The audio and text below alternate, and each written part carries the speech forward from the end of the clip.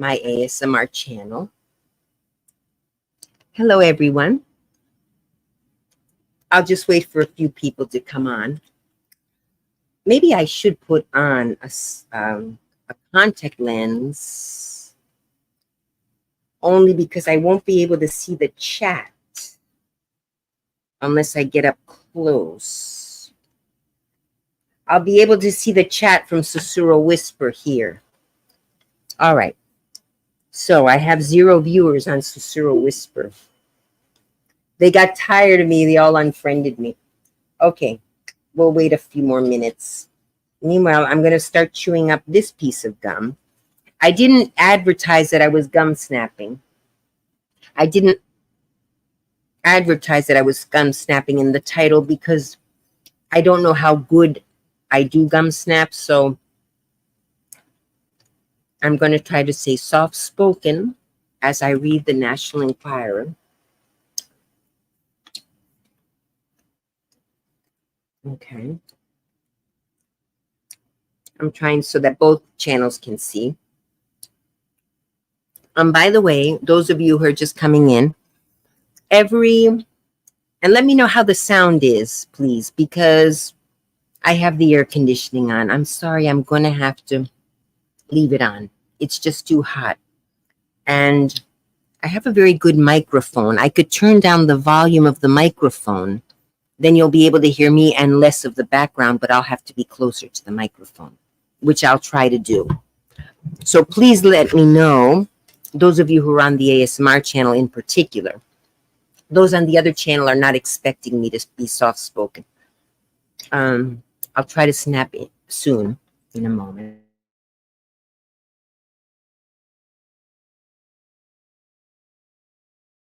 So the sound is air. Awesome. Oh.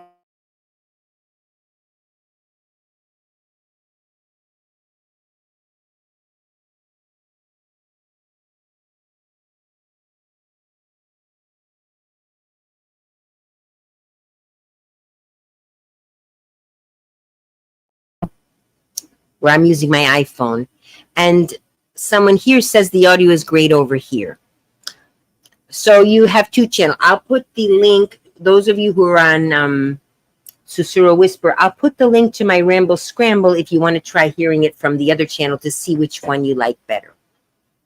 So my channel over there on YouTube, the other channel, I think there might be a link from this channel to that channel.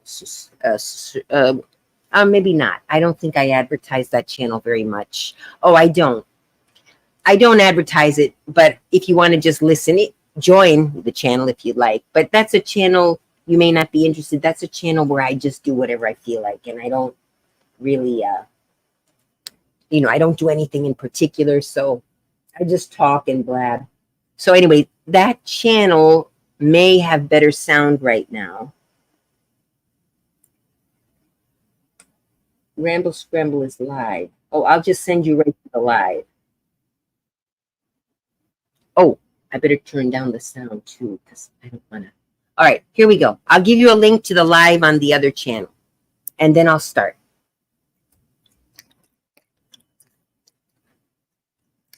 Control-C to copy. And then over here. The sound is clear. You can hear the... Oh, good, good. I'm glad. Okay, so if you're happy over on ASMR... Oops, I pressed the wrong one. Control-V. If you want to listen on my iPhone, on the other channel, someone thinks it's better over there, that's up to you. Okay. July 29th edition of the National Enquirer. Now, here on the cover, we see... Now, we all know the National Enquirer is light. It's very light news. It's not to be taken. I did this a few weeks ago on Ramble Scramble channel, where I go and do whatever. I sometimes just talk on there, but I don't plan to do ASMR. On that channel, you might get accidental ASMR, I've been told, but I don't try to do ASMR over there. Where here, I'm trying to do it, but I'm not very good all the time. So, thank you.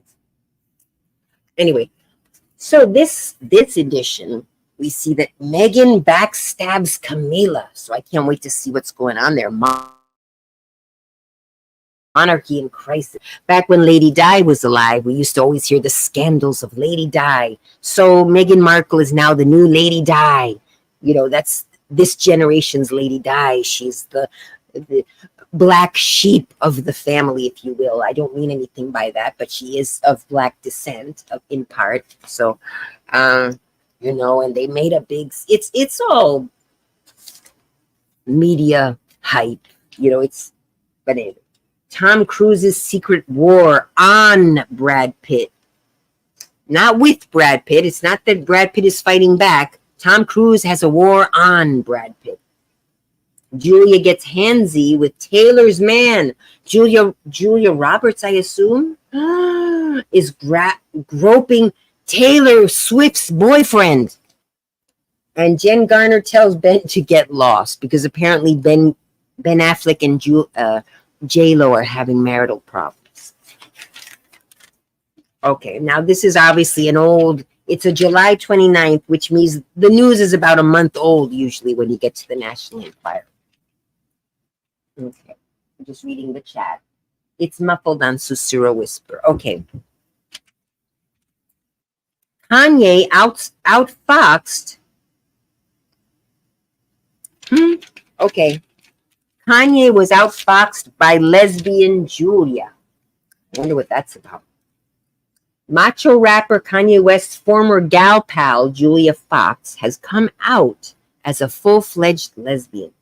And insiders dish the shocking revelation may drive the bipolar performer over the edge. They dated in 2022. Okay, yeah, that was a couple years ago, and then Kanye West got married.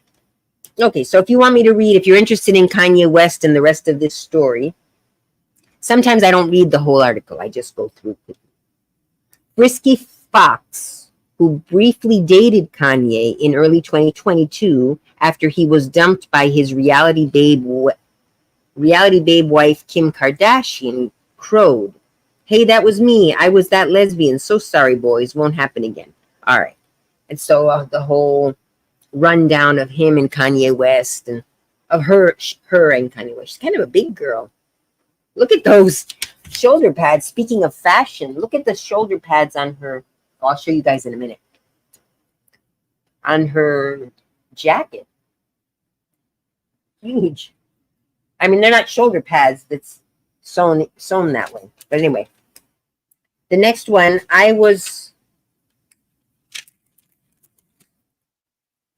mauled by Jackson's chimp because Michael Jackson used to have a chimpanzee as a pet. So this lady says, yeah, chimpanzees, when they get big, they start to... But actually, the Bubbles, little girl relives Bubbles' brutal, bloody betrayal. Traumatized Rashida Jones was brutally mauled by Michael Jackson's out-of-control chimp, Bubbles, in a grisly assault when she was just 9 years old. I believe that. I believe it happened. I mean, maybe she got lucky. She didn't get too mauled, but we heard the other story of that woman who was mauled by a chimpanzee. They're animals. They need to be in the wild. The Parks and Recreation star, 48, says the peeved primate bit her hand like a sandwich. Okay, and then there's more. Her father, Quincy Jones, who produced the King of Pop's mega hit albums Off the Wall, Bad, and Thriller. Okay, so it was Quincy Jones' daughter. So when she was 9, Michael Jackson's chimp bit her. Absolutely shocking. I wonder where Bubbles is today, because Michael Jackson passed away, as we know. But the chimps live as long as humans, or they live a long time, 50, 60 years, I believe. So the chimp could still be alive. Let's see if it says something in it.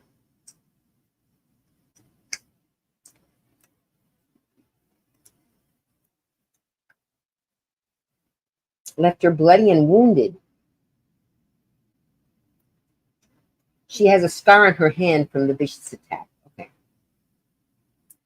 She jokes The brutish beast is now retired. Here's what happened to Bubbles from biting children. Now 41, the chimpanzee is 41 years old.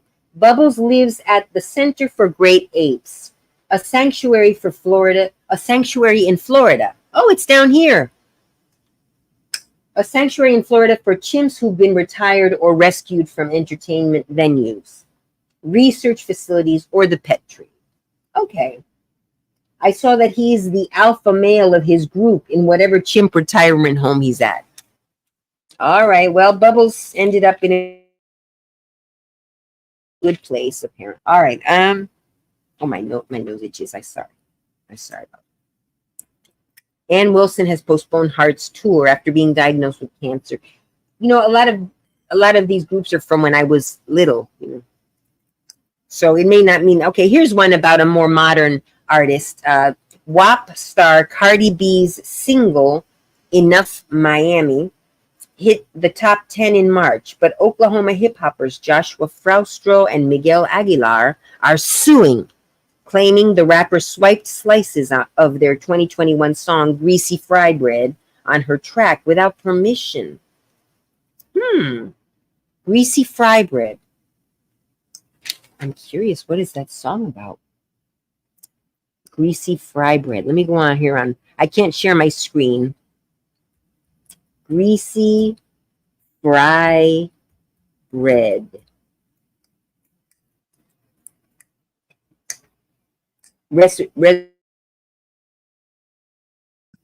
Greasy Fry Bread. Okay, you guys can look it up if you're interested. I'm going to listen to it later. Okay.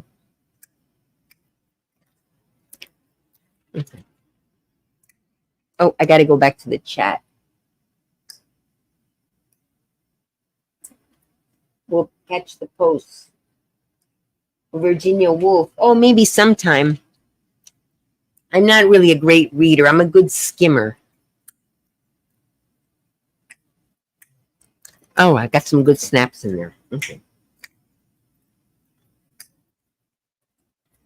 So Sharon sticks up for sex pest Kevin. Okay, Kevin Spacey. He's back in the news. He's trying to get back his reputation and saying that it was exaggerated what they said he did, and compared to things we've heard since his case, yeah, I mean, that was before. I think that it was before Harvey Weinstein and before all these more serious cases came out. So, all right. Pompeo scrubs up to give Grey's CPR. TV doc Ellen Pompeo from Grey's Anatomy, if you ever watched that, may be diagnosed with a big head after producers begged her to slip back into her scrubs for an upcoming multi-episode stint on Grey's Anatomy, as the medical drama threatens to flatline without her familiar face. Entertainment insiders spill. So apparently they're trying to revive Grey's Anatomy, or it's not doing. I didn't even know it was still on TV. So they want her to come back to Grey's Anatomy. If you want me to read the entire article, let me know. I'm just reading the headlines. Any more things? I'm lagging out, but I bet it's me. We'll catch the post. Okay. Yeah, I hope so. I hope it's not. I do find that on the internet, since I'm out in the garage, sometimes it buffers. All right. Britney chooses sons over sex. Well, that's good. So apparently she had to choose before a potential boyfriend and her kids. Housekeeper turned lover Paul Solis. You see, that's the problem when you're a woman who's very successful. The men sometimes that you choose from, you have to find someone equal to you in fame and fortune. Like, for example, Taylor Swift is with Travis Kelce. They're both successful and wealthy. So then you know that each other is with each other because they care about each other. But Britney Spears, first she married her backup dancer, and that's fine. Somebody's got to be the lower one, in quotes. But unfortunately, whoever the lower one is, quotes again, well, two things. The lower one might actually love the star, but I mean lower on the totem pole as far as fame. You know, she married that backup dancer. I forget the Federline. You know, they were divorced shortly after, you know, had a couple of kids. He was trying to, you know, I'm sure some of that was in there. Maybe he cared for her and they did have children together. So, but he was like, yeah, awesome. I'll get with Britney. You know, she's famous. It'll help my career and she's got money and I'm this struggling artist and whatever. Or maybe he wasn't struggling. Maybe he'd done okay for himself, but he wasn't famous until he married her. So, you know, there's some of that in there. Keeper, you know, same thing. You know, maybe he doesn't care to be famous, but often they do. Often they do want to be famous. And any connection to the star, you know. She has had problems with Sean and Jaden. So man challenged Britney Spears, bounced out of her rebound romance with her felonious former housekeeper. Why would she be dating a felon? He was a felon working as her housekeeper. You know, and I feel sorry for Britney because she's just kind of clueless. You know, she thinks she's going to find true love, and she's not, unfortunately. She's got too much baggage now. She might, the only person I believe that could love her is someone who has been as successful as her and knows the, you know, and is doing okay financially, who's not struggling for his career or anything. But unfortunately, she's going to have to change her look. Ah, what a pity. I can't read it. It's too depressing. Gaga's dudes a dud. They're really, you know, the last National Enquirer, they were really hitting hard on the women. They were talking about sagging careers and, you know, these old women who want to compete. And this year, this time they're kind of hitting on the men. Have you noticed? Like first they got Kanye, you know, kind of like saying, oh, you know, I turned lesbian. That's kind of, it's not an insult to Kanye, but it's kind of like, yeah, you know, this girl dumped him. He wasn't good enough to flip her. You know what I mean? Indirectly, it's saying that. That's how I read it. You know, Michael Jackson, okay, was mauled by a chimp. But again, the alpha male, they're talking about the alpha male chimp, you know, kind of showing. And then we have here, you know, Sharon sticks up for sex pest Kevin. I'm going to read that. You know, Britney Spears. Here we have one on Weinstein. Again, it's kind of showing a lot of, it's kind of hating on men, this issue. Last time was kind of hating on women, you know. Sex pest, Kevin Spacey. He's a man. He's a gay man, but he's a man. So we're, you know, kind of. So let's see what it says about Kevin Spacey. Claims he's shunned for being homosexual, not for groping guys. No. I always suspected he might be homosexual, only because he wasn't married. And you never heard of him dating women. I always thought, oh, he's not in the closet. I never thought he was in the closet. I thought he was a homosexual that just didn't make an issue of it. He was just, you know, he just didn't. But anyway, he's claiming now, and I think he's doing that certain segments, but he didn't rape anyone, or at least he's not accused of that. He's accused of molesting. Like, I understand. I don't want to grope. Yeah, he was grope some guy in a bar. I mean, it's wrong. I'm not saying it's right, but it's not rape. I mean, we could cut him a little bit of slack. You know, it's wrong. I've been, you know, I'm not saying I'm a woman.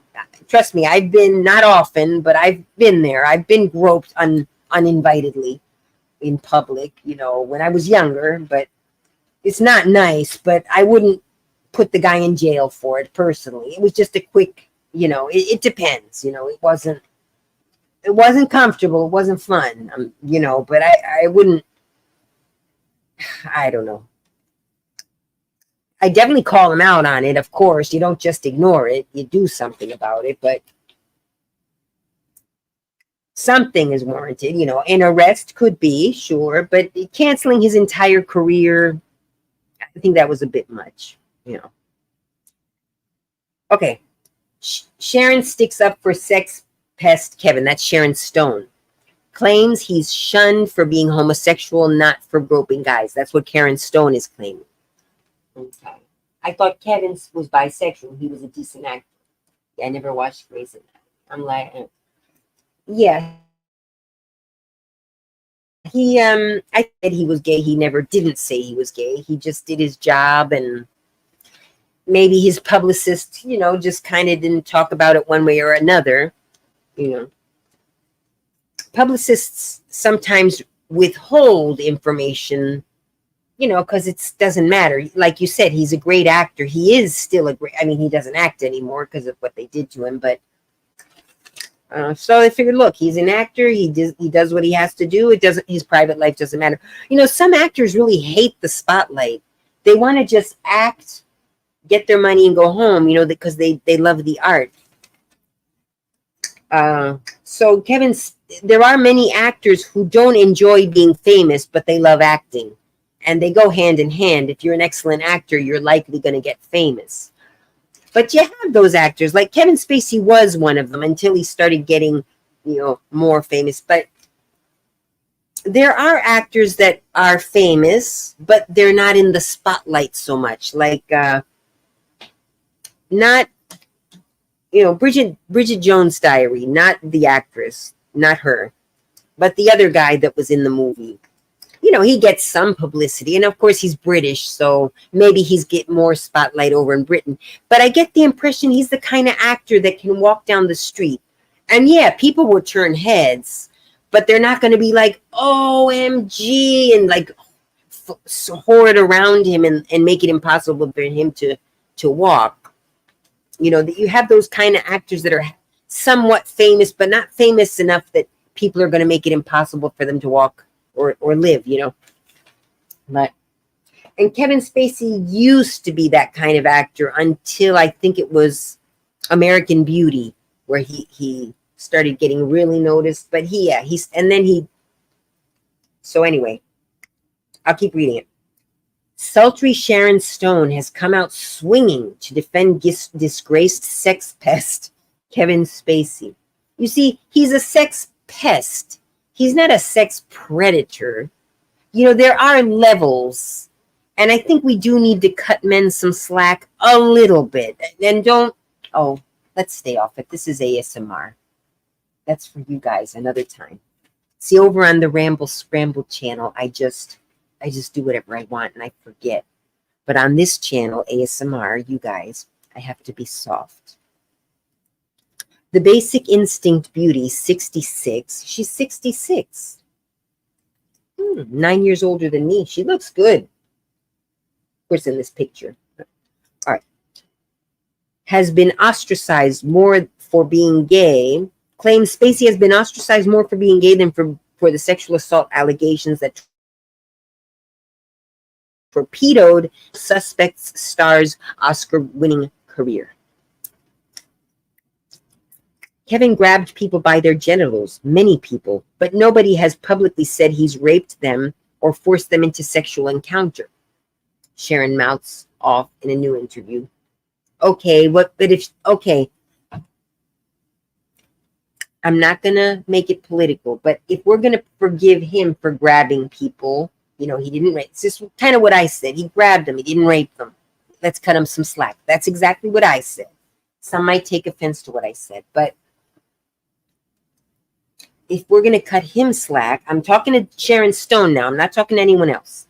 But if Sharon Stone is going to cut Kevin Spacey slack for grabbing people and not rape, then he needs to cut President Trump for slack for saying that he did it. We don't even have someone, well, we do have some women saying he did this or that and the other, but, until you go to trial, there's no proof. But anyway, that's all I'm pointing out. I'm not saying it's right or wrong. It's obviously wrong to grab someone uninvitedly. Obviously, that's wrong. But I'm just saying, if Sharon Stone, Miss Feminist, usually, is going to be saying that we got to cut Kevin Spacey some slack, which I agree with her, then we need to cut Donald Trump some slack for saying that he's going to grab women by what. That's all I'm saying. If you're going to do one, you got to do the other. If you're against both, you're against both. But just you can't do one yes and one no. It's the exact same situation, grabbing someone uninvited. So that's to her. I'm speaking to Sharon Stone. She can't hear me, but all right. A lot more than Kevin Spacey has grabbed men's you-know-whats, and none of them has ever apologized to me. Wait, who are we talking about? She's not a man. While Spacey, 65, saw his A-list status crumble after more than 20 men came forward claiming he forced himself on them, Stone says after losing his home, losing everything, he should be allowed to come back. And goes on to claim there is a double standard in Hollywood where she says men have long felt entitled to fondle her. Yeah, no, I believe it. I believe it. She's very beautiful. To be an actress in Hollywood, I mean, being beautiful helps, but there are a lot of beautiful women in Hollywood. And then to compete, to move up, sometimes the directors know that. The directors, the producers, the people with power in Hollywood, they will take a chance. I'm not saying she ever did it. She probably didn't. I think she got ahead on her own merits. But there are other actresses that have maybe gotten ahead using the casting couch. And I'm not saying it's right or wrong. Again, I'm not judging. But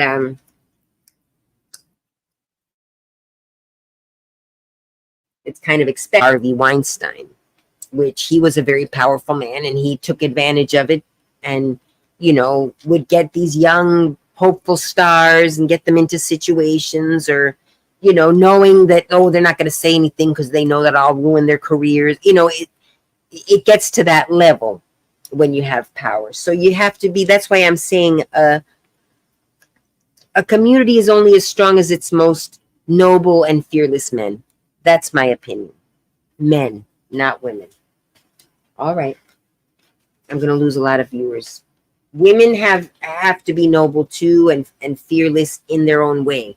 But if the men decide women don't have rights tomorrow, we don't have rights tomorrow, period. We need to appreciate our American men, because we can mouth off to an American man and he legally, men will hit women. It's wrong, but legally he can't do it. He can't hit us or put us in jail for mouthing off, or what many things that women in other countries don't have that luxury. So I'm not saying mouthing off is a nice thing, but in America, a woman can mouth off to anyone, and she is legally entitled to defense if the man hits her. You should not hit a woman. Don't. It's illegal. But we are protected, at least by law in the United States, from, we can say what we want and nobody puts us in jail for it. Unless you scream fire in a movie theater, maybe, okay, but you can have your opinion. And blah, blah, blah, blah, blah. Let's go. Let's read the articles. Oh my goodness, Matthew McConaughey was stung by a bee. Look at him down there, poor thing. I'm not going to read the Harvey Weinstein article. Let me just quick look what it says. More gals take aim at Wildly Weinstein. Okay, so more girls are accusing him. Big whoopee. What else is new? All right. Gaga's dudes. So here, let's read about Matthew McConaughey. Hey, family, Desmond. I thought, okay, anything over here? Okay, no more. I'm reading the chat every now and then. Superstar Matthew McConaughey was minding his own beeswax when he bumbled into trouble. A bee stung him near his right eye and gave him a honey of a shiner. The 54-year-old Dallas Buyers Club Oscar winner immediately posted a photo to his 9.8 million Instagram followers showing his temporarily disfigured face with one eye swollen and glued shut, along with the caption, "Be swell," spelled B-E-E, swell, S-W-E-L-L. He was doing a pun, a play on words.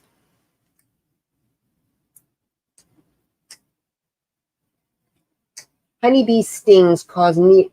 See, and then they put a little education in here. That's what I like about this article. First, they get your attention, and they throw in a little education. So listen to this. Honeybee stings near the eyes can cause severe inflammation and such complications as keratitis, optic neuritis, and glaucoma. But although concerned fans were buzzing over the incident, it looks like Matthew is going to be all right. All right, all right. I don't know why they put that 3 times. Now, what's going on with Gaga's dude? Lady Gaga and longtime beau Michael Polanski are still hot and heavy. But sources whisper he's not a hit with her friends, who gripe the biz whiz is a control freak and far from calming influence on the megastar. So if you're interested in hearing about Lady Gaga, I'll read the rest of the article. Otherwise, it takes too long. I can't read the entire. I mean, I could. News flashes. Princess Leia's metallic bikini, worn by the late Carrie Fisher while shooting Star Wars Return of the Jedi, has hit the auction block. Expert getup could be worth 6 figures. Into the millions. I got to find out where they're auctioning that off and put it on my fashion website. That's a cool Halloween idea. Go as Princess Leia for Halloween.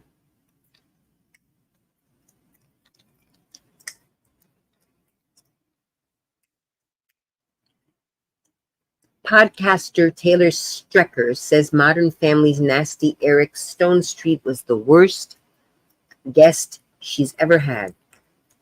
The host huffs the sitcom star was snippy as he sought to plug his paid sponsorship with an antacid brand.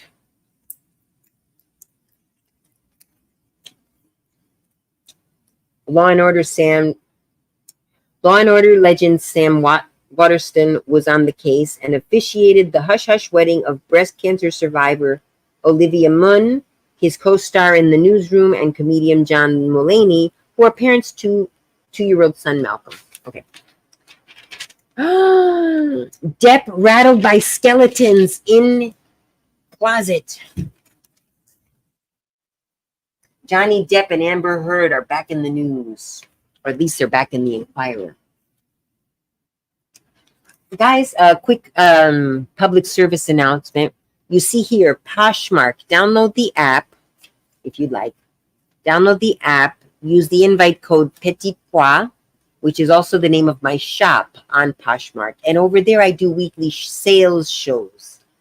I may start doing gum snapping sales shows. Gum snapping the way I'm doing it here, kind of not the whole thing gum snapping. Just a little in between talking. And I'll try to remain calm. I'm getting calm. Okay. So Depp rattled by skeletons in closet.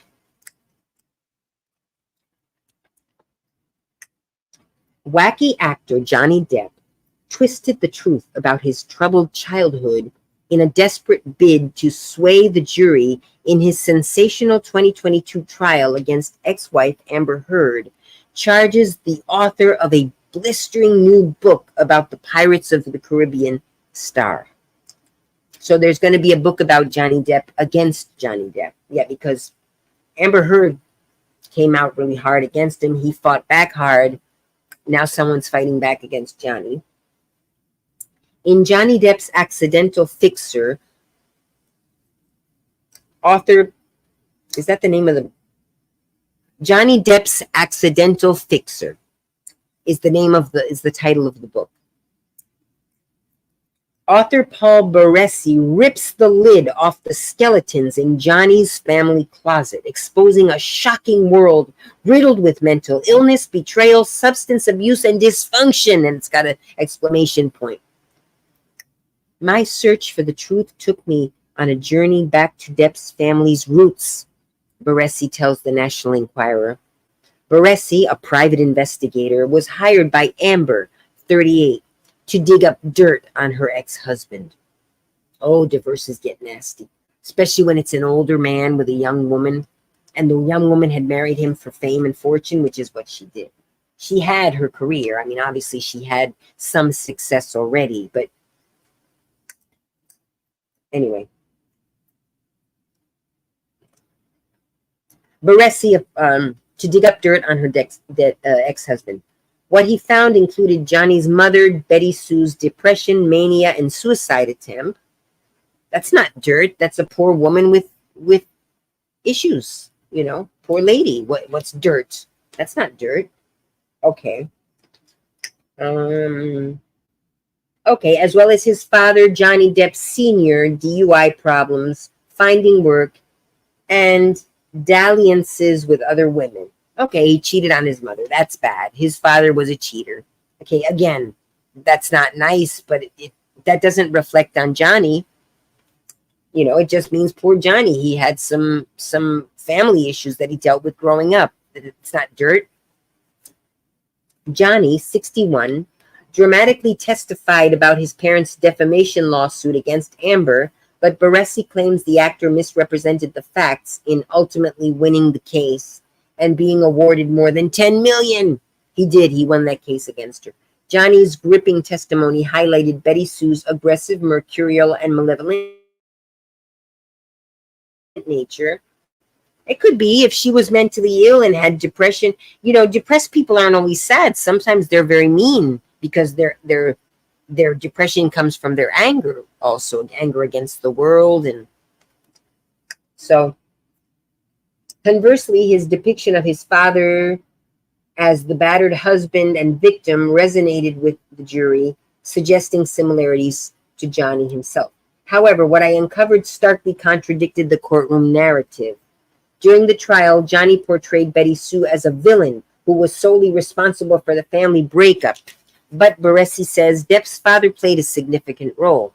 Johnny testified that his family moved frequently because of his mother, or rather the fire in her feet, says Baresi. While this may have been partially true, I discovered that the primary driver behind the frequent relocations was his father's struggle to find steady work. And Baresi contends that the sudden departure of Johnny's dad and his mother's failed suicide attempt were due to Depp Sr. falling in love with a co-worker, former high school beauty queen, Marsha Johnson. He adds that Depp Sr.'s DUI arrest and conviction showed a likely predilection for alcohol. Oh, sorry, I'm looking at the picture. Johnny's dad married Johnson, then hitched again just 16 days later. Man, that hurts. Meanwhile, Betty Sue declared 16-year-old Johnny self-sufficient following the bust-up of her marriage. You know, she basically said, you're 16, bye, you're on your own. 16 is still too young. She wound up going through 5 husbands before dying of cancer in 2016. She was a hellcat, says Johnny of his mom. I imagine if 5 men wanted to marry her, she must have been something special, at least at first. You know, like an exciting woman, or, you know, a hellcat can be very exciting. It sounds very exciting at first. Like I said, it may not be the kind of woman you stay married to because she, you know, but she sounds like a woman that really was a go-getter and got men excited. And all right, she was mean, but she was funny. All right, she was mean, but she was funny. Then we have Chestnut in a fight for his life. Marvelous Mark Chestnut once stood tall with Garth Brooks and Alan Jackson in ushering in the 1990s.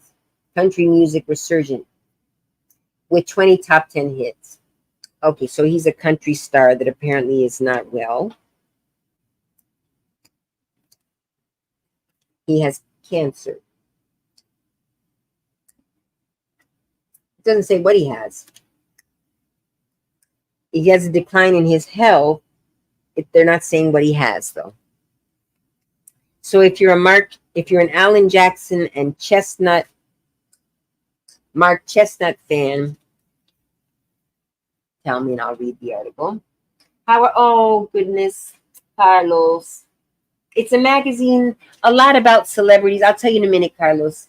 It covers a lot of celebrities. Yeah, it's a junk magazine. It's a tabloid. It's a tabloid. So they cover celebrities. And I'm trying to stay away from serious news because I just get upset. So, Carlos, Leona Penelope passed away. Yeah, she apparently had some kidney issues. I don't know if they developed, or I'm feeling I'm miserable. I'm miserable. I have it in the back of my head all day. I miss her so much. And like the first day I was kind of relieved because she was really sick. And I was thinking about taking her to have her put to sleep, but it turned out she passed away before doing that. And so I was kind of relieved because I was like, oh, thank goodness I don't have to take her to have her put to sleep, you know. And she was just getting worse and worse. So I was kind of like relieved for her and for myself that I didn't have to. But now it's just this dull pain that I just, you want to hold her and she's not there. And I'm going to start crying. Okay. Yeah. So, but thanks for asking. Thanks for asking. And I'm trying to get online and I'm selling clothes and I'm trying to stay busy, but it's just absolutely devastating, to be honest. And I'll be okay. I'll be okay. I had her for 2 years. She was a sick little dog. And even if she wouldn't have died of the kidney thing, she had some health issues that were difficult. So, maybe it was meant to be. Okay, thanks for asking, though. Don't feel bad for asking. I'm glad you did. Because I've got a lot of pain inside that I just have to let out. But I didn't intend to let it out on here. Okay. Need to go buy Cynthia. Oh, that looks delicious. Okay, so yeah. All right, back to reading. Yes, so I'm not doing too well, because of that. But time will pass, and time will dull the pain. Oh, thank you for asking. But guys, I think I'm going to have to calm down and come back. I'll be right back. Okay.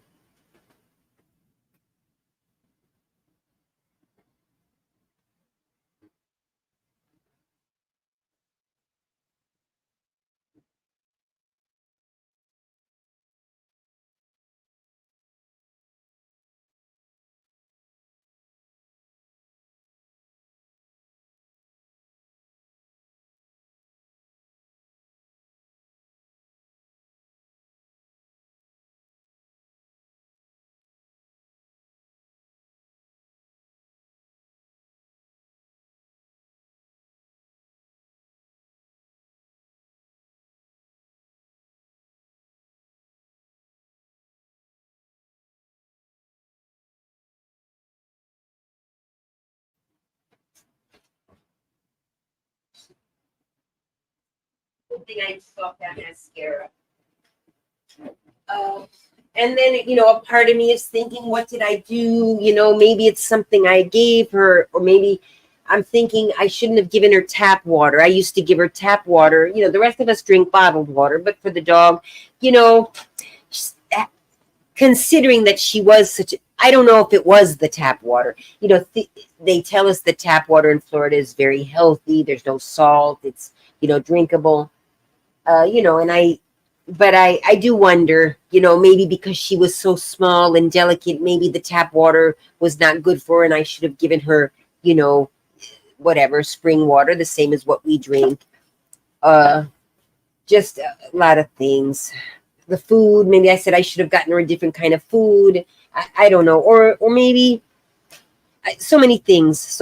Or it could have been that she just had kidney problems from birth, but one of the doctors thinks that might be the case. The other doctor that saw her said, no, this is something in her environment that has caused this, So that's what really killed me, If they could prove, say for sure, oh, she was born that way, it was going to happen, but knowing that maybe it's something I did or didn't do. And so I'm going to have to just let it go because there's nothing I can do. I can live with the guilt or not. It's just, oh, yeah, pets. I'm going to get another pet eventually, but I just need a little break. I hadn't had a pet for years. I may as well talk about it. I'll stay calm, my voice down. I hadn't had a pet for many years. I had Fettuccine, my little Mexican hairless dog, some of you might remember. And when he passed away, I said, I'm not getting another pet. I said, someday a pet somewhere and I'll know that that's the one, and I was waiting, for that to happen. And so that was her. But But anyway, she's gone. So, and it'll happen again. I think I'm going to do that again. I'm not going to, right now I can't adopt. I need to travel. I need to,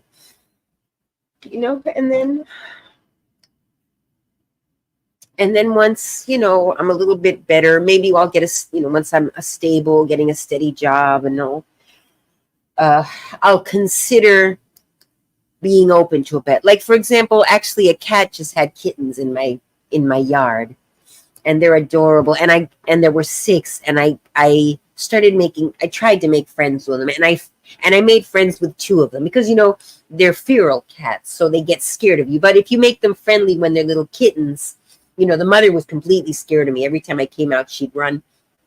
But the kittens would be there. So I was kind of making friends with the kittens. But then the kittens started being scared. But I made friends with 2 of them, and I was able to find them homes. I, did a little bit of publicity. I took them to the vet. They had some eye infection, how cats are. And look, I'm getting happy now. And so I was able to find homes for 2 of them, the 2 friendlier ones. And then there was a black one that was kind of getting friendly with me as well, but it was more afraid. I said, I better start placing the ones that are friendly, because I said I can deal with the ones that are more afraid of me. Maybe I'll let them hang out and, trap and spay them and then release them again. But they haven't been around in a few days. So when I get back from Argentina, I might focus on that. But I was hoping to get friendly with that little black cat because it happened to be around. But he'll come and eat.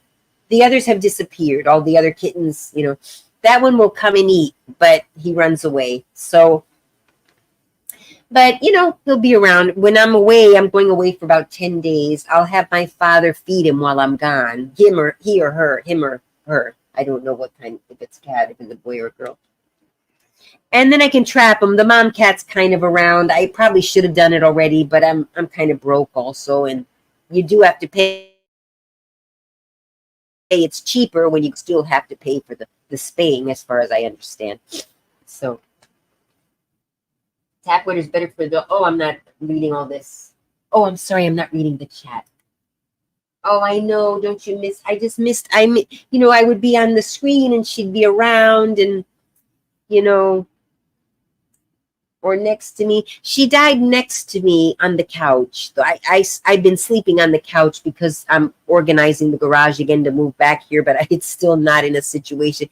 I'm selling a lot of clothes or giving away, donating, but I still have a lot to go through. And I've been lax the past few days. I haven't been doing the work, but I'm getting there. So once I get the garage cleaned up again, like organized and make it livable, it is livable already. I could just throw a mattress on the floor and I could actually sleep in here now. I couldn't before. Plus, there was no air. I lost my track of my thoughts. So being sick is probably why she was so ornery a lot of the time. Yeah. Mostly it was around food, though, is when she would get mean, because she was so sweet other times. But yeah.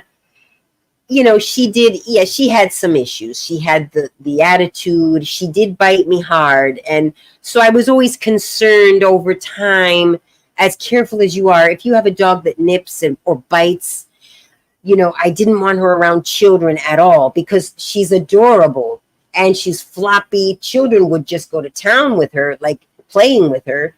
And, so I was afraid that they might try to feed her a snack. I always said, no way, I'm going to leave her around children unsupervised. And even supervised, I was a little, after she bit me, older children maybe, but anyway. So I did always have that concern, or that she might bite my mother, because my mother's forgetful, so she might forget the dog can sometimes be mean. And fortunately, that never happened. And so there was that concern. But even so, we had it under control for the most part. And it was mainly when she was eating. I'm a little hot.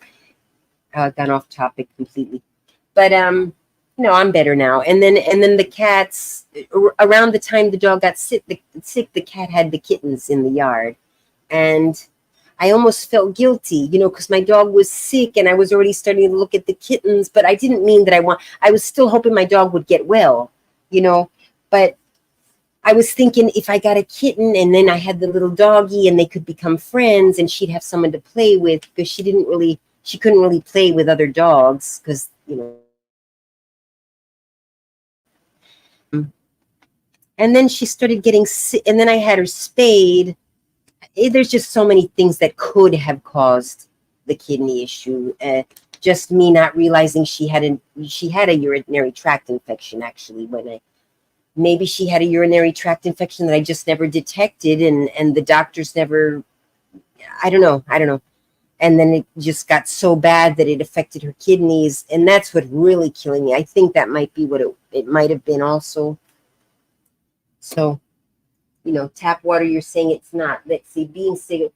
So, tap water is better for dogs than spring water because of the minerals. Please don't blame yourself. My old dog died of a heart attack a few years ago. I've always wondered if she drank some of my coffee.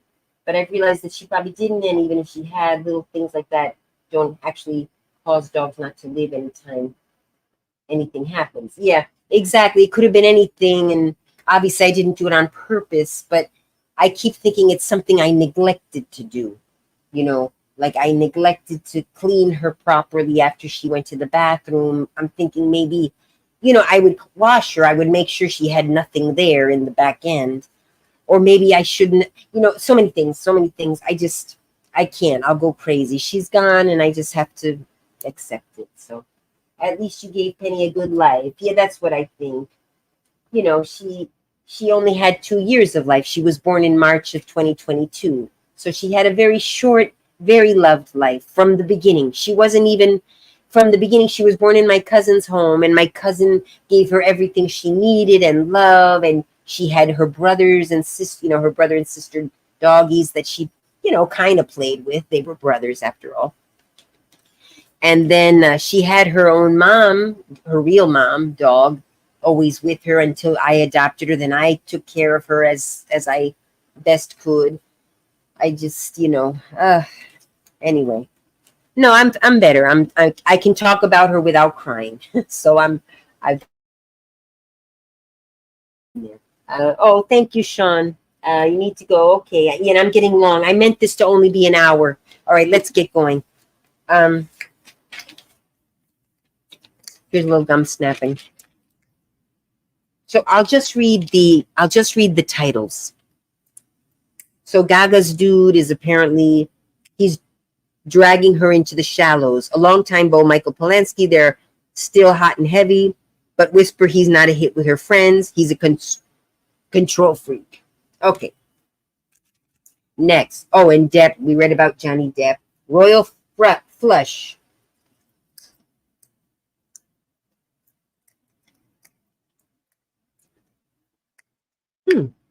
Well, they've got something about Sean Combs, P. Diddy, saying that the hits keep coming. Yeah, more women are coming out against Sean Diddy Combs, Sean Puffy Combs. SNL icon John Belushi's widow has died at age 73. John Cena, 47, is hanging up his jorts, his jean shorts, and retiring from the World Wrestling Entertainment. A royal flush. Ex-Queen member John Deacon lives like a recluse, spies say. He was a member of the group Queen. Now he's an old recluse. But he cashes the checks from the band. Members of the classic British rock band Queen are royally rich after selling their deep catalog of hits to Sony for an astounding $1.2 billion. And then they all retire. Oh, awesome. A huge chunk is going to a guy who wants nothing to do with them. A lot of chunk is going to him. Former Queen bassist John Deacon, who wrote some of the band's biggest hits, including Another One Bites the Dust, Another One Bites the Dust, and You're My Best Friend, axed his relationship with the group after the 1991 death of lead singer Freddie Mercury, declaring it's impossible to replace Freddie. That's true. Freddie was Queen. You didn't even know the names of the other guys. Without Freddie, Queen did not exist. He was right there. If they wanted to start another group and name it something else, fine. But Queen was Freddie Mercury. I was about to say Freddie Prinze, Freddie Mercury. And if you don't know who Queen were, Freddie Mercury, Google it. Amazing group from the 1990s, 1980s, 1990s. I don't even know them. Yeah, when Freddie died, John felt like Queen died with them. Yeah, plus they got $1 billion for, they split it up among the members. All right. Next article. Both Jens kicked Ben Affleck to the curb because he married Jennifer Garner first and then he married Jennifer Lopez. And both the Jens are kicking Ben to the curb.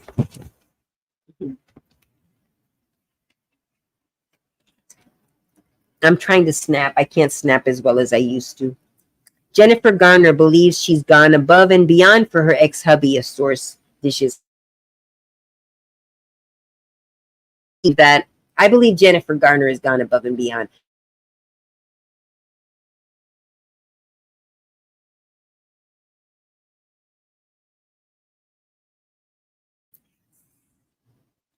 Okay, yeah, I buffer over on YouTube, whereas on the iPhone I don't, because when I go off of Wi-Fi here, it connects to my iPhone Wi-Fi.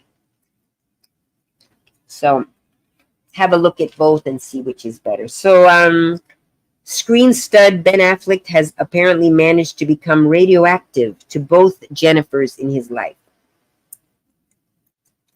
As National Enquirer's readers know, Ben's high-profile marriage to Jennifer Lopez was rocky from the start and has finally collapsed. Yeah.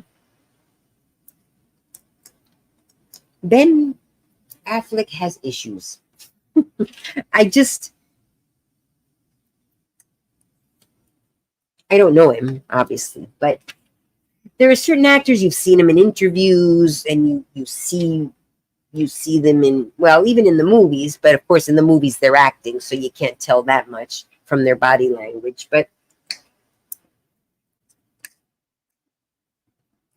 anyway, all right. I wonder why they don't like him.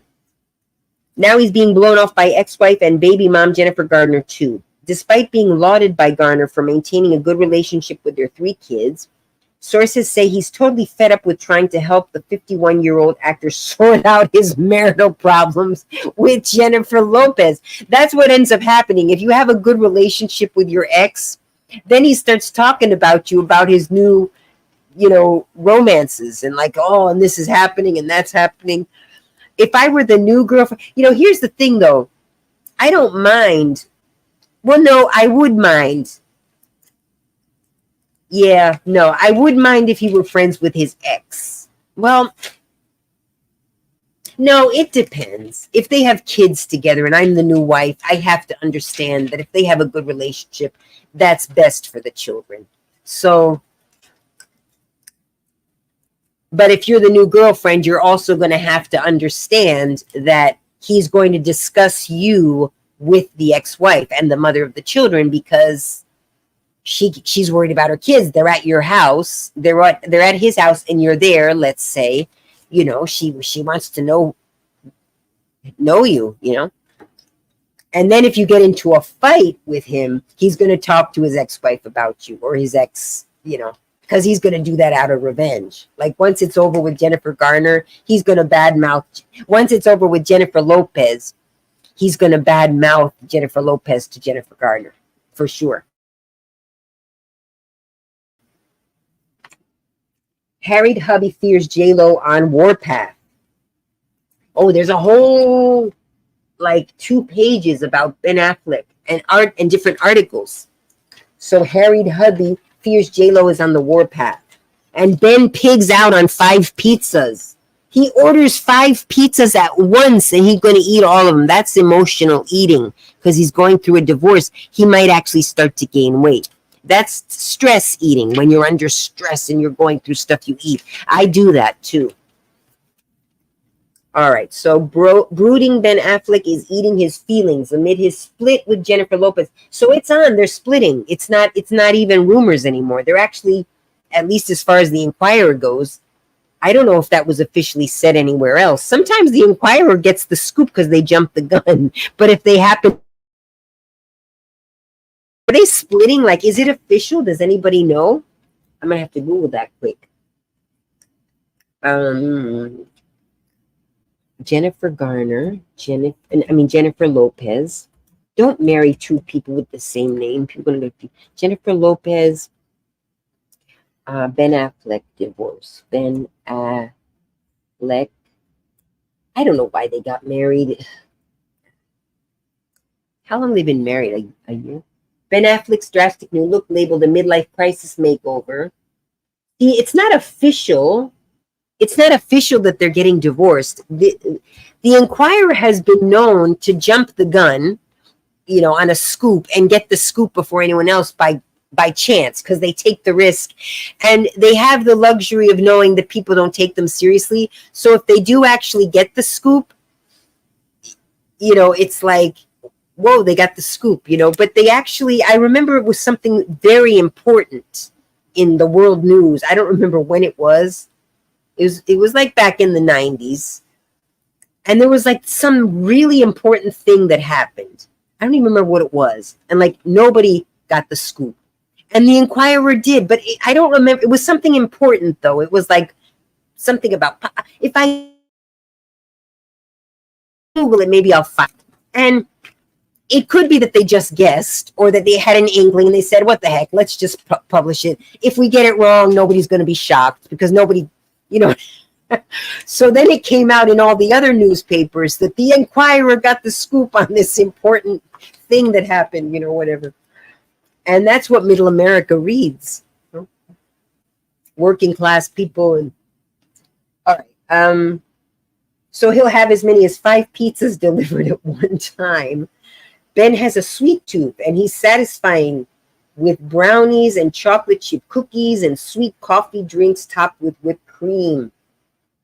Ben is king of his own castle again and making up for lost time, source says. So they've got him divorcing. At least the Enquirer's got him divorcing. Ben Affleck's pals allege Jennifer Lopez controversial. This is in broke the camel's back in their marriage. Okay, there is rumors out there they're getting divorced. Okay, impending divorce. Okay, no, yeah, it's out.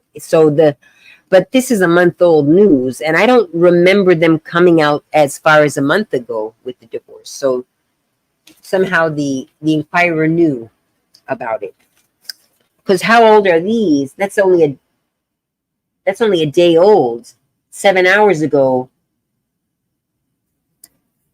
All right, I don't know. I don't know when the scoop actually came out they were getting divorced. Maybe it came out slowly. So harried hubby fears that J-Lo is on the warpath. Badgered Ben Affleck is avoiding Jennifer Lopez like the plague, but still wears his wedding ring occasionally because he's terrified she'll destroy him in a divorce war, sources squeal. Ben never expected Jennifer to embrace his decision to leave. Oh, Ben is leaving her, spills an insider. But according to the Enquirer, Ben is leaving her. But he's freaked by how hard it is for her to let go, and he's living in fear of how far she'll take it. The fairy tale couple has been living apart at least since early May, when Ben rented a house in Brentwood and moved his stuff out of the $60 million Beverly Hills monstrosity they bought together. $60 million. They bought it together a year ago. Now they got to split that in half. They'll probably sell it for cheap. They spent $60 million. They want to sell it quick. They'll sell it for cheaper. Some other star is going to have to buy it. Oh, I keep looking at the I'm not looking at the camera. I'm looking at the microphone. I should put the camera on the microphone so then All right. Ben can't handle conflict right now, but she would rather argue than be ignored. Blabs the tipster. Okay. So that's that. Next page. It's a skinny little magazine, but I'm taking too long to go through it. Money meltdown on Costner's horizon. So Kevin Costner is having a money meltdown. Let's get to some of these younger stars. I think you YouTubers are younger than me. Yeah, I only got 5 people listening. You must be old people. Jimmy and Justin Break, Justin Timberlake. He's a little bit younger, but he's 43 too. I don't have any young stars in the Enquirer except for, we'll get to Meghan Markle pretty soon. Gladiator Russell Crowe scoots around Rome. He's so Gladiator Russell Crowe was in Rome, scooting around on a scooter. This is boring this month. Last issue was fun. This one's boring. Pretty boys Tom and Brad are getting ugly. I wonder what they're fighting about. Turf war as Pitt films new flick in Cruise's town. So Tom Cruise is mad that Brad Pitt is filming a movie in his town. Screen superstars Brad Pitt and Tom Cruise are squaring off in an ego-driven battle of Britain as feuding box office heavyweights take aim at each other on foreign soil. They're fighting against each other in Britain. Brad, 60, is in merry old England filming his highly anticipated car racing flick F1, while Tom, 62, has been living in London since 2021 and calls himself an Anglophile who loves being here. Oh, so Tom Cruise lives in England. Didn't know that. But the island nation may not be, and we got Beckham from you guys. So we sent you Tom Cruise, and we got David Beckham. But the big island nation may not be big enough for the two of them.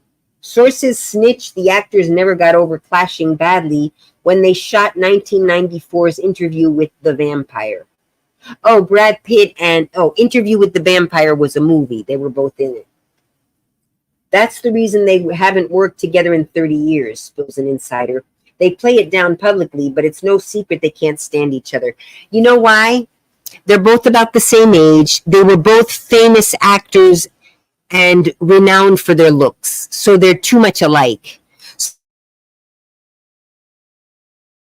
So I could see how personalities, you got to be a bit of a narcissist. I'm not saying complete narcissist. I think Brad Pitt is actually quite a generous person.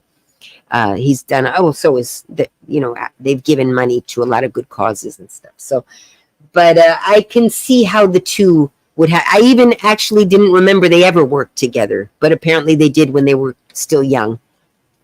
And Tom Cruise was famous first. Then Brad Pitt got famous as an adult. He might have done a few movies, but he got famous as an adult. Tom Cruise got famous as a teen, so he got a little bit of a head start. And then, but when Brad Pitt made it onto the big screen, it exploded. I mean, he so good looking. He still is, but when he was young, he looked like Robert Redford. When Robert Redford was young, who was also renowned for his looks and talent. They're both talented as well as good looking. So imagine, as well as Tom Cruise. So too much alike. Here they are in the Interview of the Vampire. There. Tom Cruise kind of lost me when he got so into that Scientology stuff. It kind of got weird for me.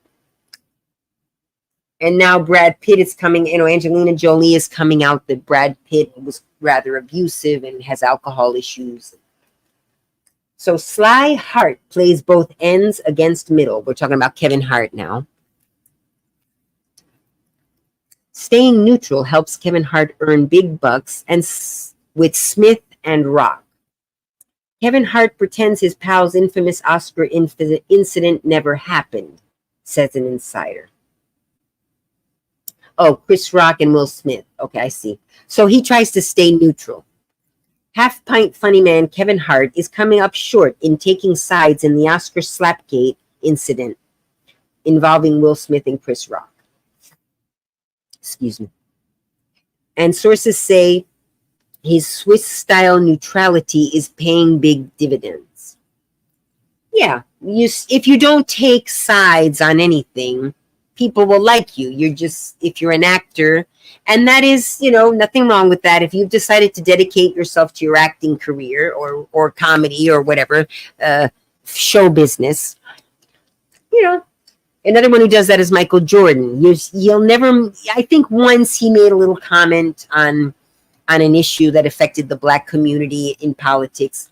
But he rarely, I've never heard, other than that one time that I read that he said about an issue that affects Black Americans. And it wasn't even an issue, was a little bit. It was about the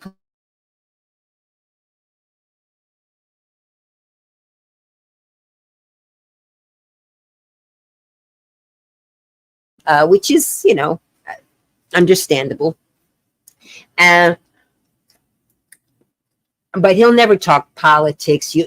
You'll never Google anywhere on that. You won't find that he's made any strong comments on politics, and that's in part because he wants sponsorships. What's wrong with that? You want to make money, and I don't blame him. But sometimes, yeah, it does help if an actor.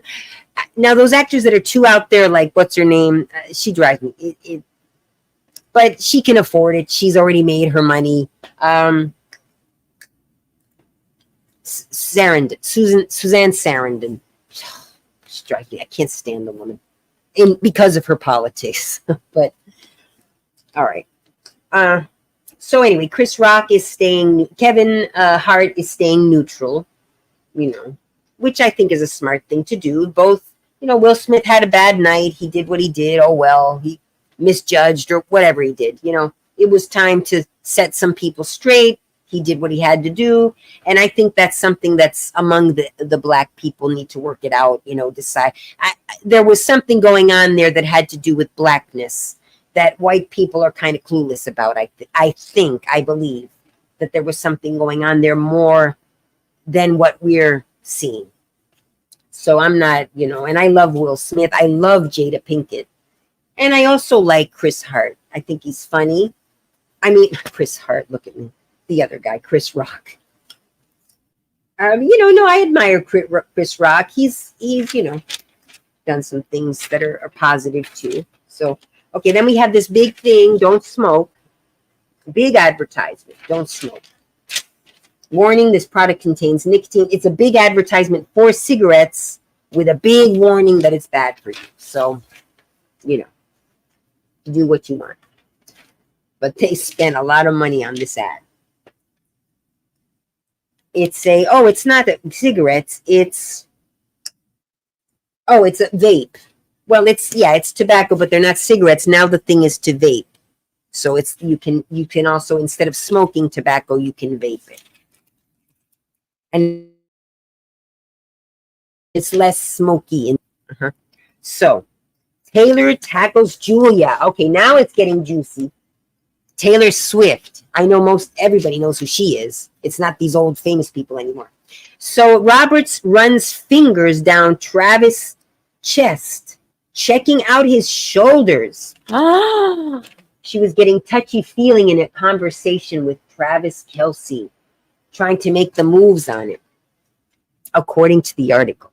So, vengeful Taylor Swift is targeting Julia Roberts after the Pretty Woman star shamelessly ran her hands all over the superstar singer's studly boyfriend, Travis Kelce, backstage at one of her concerts, sources exclusively tell the National Enquirer. That is a long sentence. That is all one sentence, only one period. Okay, no more comments. 4 viewers. What about all my gum people who like my gum snapping? All right. Julia was crawling all over Travis to the point where it was embarrassing to Taylor and Travis, blabs an insider. Travis did everything he could to make her aware he was not interested, but Julia didn't seem to care. Julia Roberts, first of all, is married and has a 16-year-old daughter. I doubt this is true, but according to the Enquirer, she was trying to get with Travis Kelce. The Oscar winner ceaselessly rubbed Travis' muscular arms and torso, and at one point bizarrely pawing at his chest. Her affection not only seemed to make the football hunk uneasy, but also apparently unnerved Julia's beleaguered 55-year-old husband, Danny Moder. That's what I was saying. She's married. It didn't happen. I mean, she might have been touching or something, but it's not what they took a still, it was probably a video, and they took a still shot, and this whole movement probably happened like in a fraction of a second. Like she probably made some kind of, joke, or what I. So they took this is my opinion. So they took the screen still. It was a video, but they took the still shot because you could tell because it's all blurry of this fraction of a section occurrence, a fraction of a second occurrence. And, he even has his arm, like, it was some comment that she made. It took a fraction of a second and they blew it up into this thing, which is what today's news has started doing. See, it used to be the Enquirer was the only one who did that. And we knew that the Enquirer did that. But now mainstream media does that. And that's where it makes me angry that they're making Americans out to be dumb people. Like we don't know they're doing that, and the AI and all. So, all right. Anyway, I'm not going to read the whole thing. Oh, this is also a big thing. The whole spread is about Chelsea. Here's over here more news about Taylor Swift. Singer uses disguises to hide from fame. We're reading over here now. Staggered, Taylor Swift is resorting to extreme measures to carve out a particle of privacy as her celebrity continues to skyrocket into the stratosphere. She's arguably one of the most famous people in the world now, still spills a spy. Even Hollywood stupid stars and royals are throwing themselves at her feet constantly. There's nowhere she can go where she isn't recognized. Ever since the 34-year-old you need to calm down singer began dating NFL star Travis Kelce, 34, perfect age for each other. They need to get married. Oh, they're getting to that age. They need to get married and have a baby, oh well. Because she's famous now, but someday her fame is going to be gone. She'll have a lot of money, but someday she'll get old and there will be a new superstar. And, if she doesn't form her little family now, and, maybe she doesn't want to, and that's fine. That's her choice. But many times women think they don't want to when they're in their 30s, and they think they have forever, and you really don't. You really don't. Around 34-ish, 35-ish, you're getting close to the cutoff for having kids anyway. Maybe not for finding true love, but for having kids, you kind of need to try to get that done if you're going to do it. I always throw that out there. All right. Anyway, so she's got to hide, and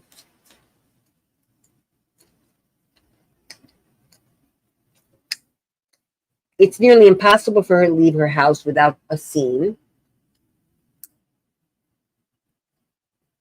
I have to be set up to block her from being seen before she'll go out to get to her car. Yeah, she can't even go from her house to her car because the paparazzi, they may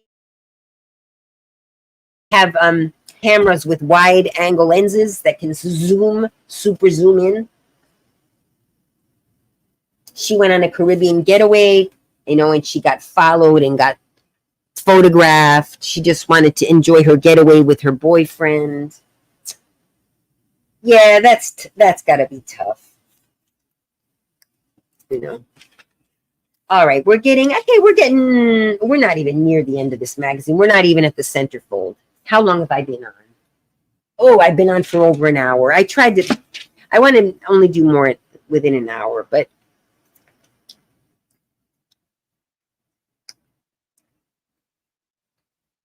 bigamy brouhaha. Okay, here's something about Trejo. Danny Trejo, actor, author, restaurateur, got a water balloon thrown at him. I've never heard of him. terrorizes crowd as a water balloon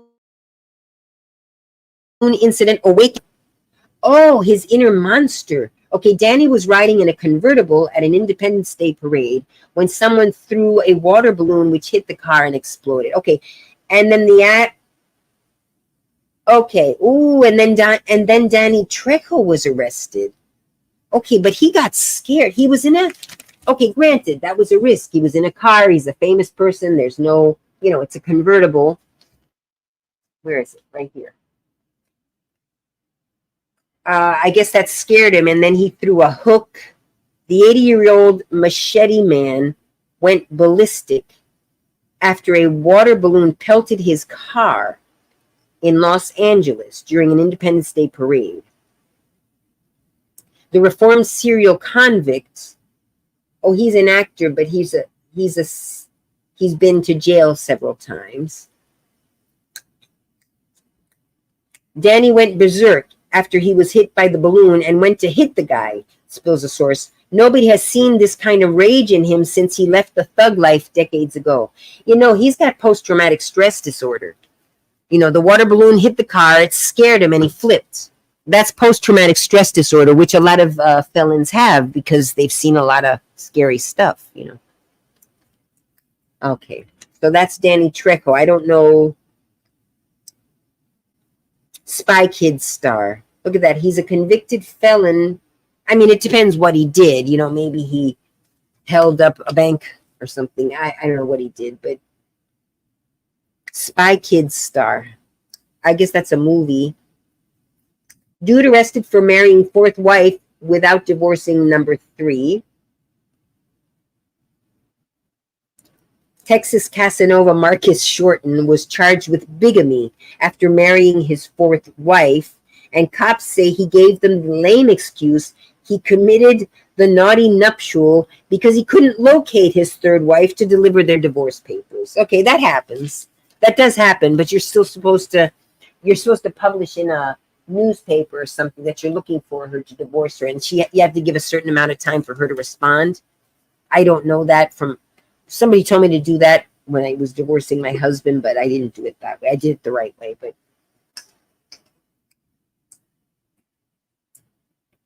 so they were married, but then the defendant stated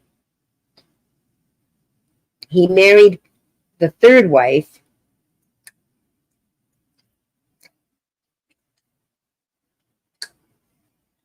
Yeah, so he married Moselle. He married Camo while still married to Moselle. I wonder if they're Haitian. Camo sounds like a French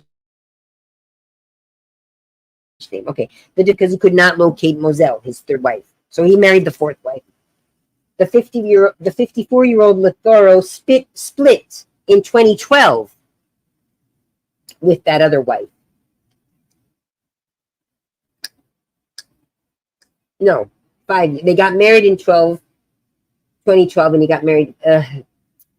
He left her 5 years later. He can go to prison for 10 years for bigamy. They think he's lying. They think he knew, but he married her anyway. The two-timing spouse, yeah, she had reached out to him. Okay, Look how they spelled bigamy, though. Bigamy is spelled with an O, isn't it? And they spelled it with an A. Isn't that a typo? I think so. Because polygamy is with an O. So bigamy, it seems like it would be with an O. All right, the Enquirer, get 28 free issues. You got some jewelry, and it's National Enquirer. You can get a subscription. Maybe I should. 28 issues and a free gift. Save $3.30. I guess they're 28 issues a year. No, 52 issues a year. It's a weekly tabloid. Okay, now we have the puzzle page. You can do a crossword. Maybe we could do that on another one. When are we going to get to Meghan Markle? Age before beauty. Pageant queen, 71, vies for Texas crown. So a 71-year-old woman is going to try to become Miss Texas. The scandal-scarred Miss USA pageant has gotten a boost from a fresh-faced 71-year-old contestant, Marissa Tejo, who nearly walked away with the title of Miss Texas. She does have a nice body. This is her. This is the old lady. She's 71? I mean, she must have had some work done. You can't be 71 and look like that without something. She works out probably too. Okay, so the reason she almost got the title, the retired elementary school teacher from El Paso emerged as one of the finalists in the Miss Texas USA competition, after age limits for contestants were removed this year. So that means I can run. That means I can run for Miss USA now. I don't think old ladies are going to win because you got to be pretty. I mean, you know, if you start taking away the beauty requirement, I mean, come on. I'm not saying that they can't be very talented women. They took away this. That okay, maybe we don't want to objectify the women, so we want them to dress nicely, but not, you know, but they have to be pretty. I mean, yeah, they have to be young and pretty. Come on, you have to be under a certain age to be Miss America. We can do a Miss Old America, like a Miss Old USA pageant. I don't want to see old ladies running for Miss America. I want to see young, pretty girls who are the future, you know, and that doesn't make me sick or weird or, I mean, she's attractive for a 71-year-old. Sure, but I'm not going to pretend that she's as beautiful as a 25-year-old. Let's stop being ridiculous. I'm getting angry. I'm getting angry. Sorry, ASMR people. That's why I had to start my other channel, because I forgot that I was ASMR. I started getting angry. And I get angry with women who are old trying to look young. You know? I'm not saying you can't look good. I look good for my age. I'll brag for my age. But that's the key. For my age. And I don't even look good right now with no makeup on and stuff. But I certainly can't compete with this lady or this lady.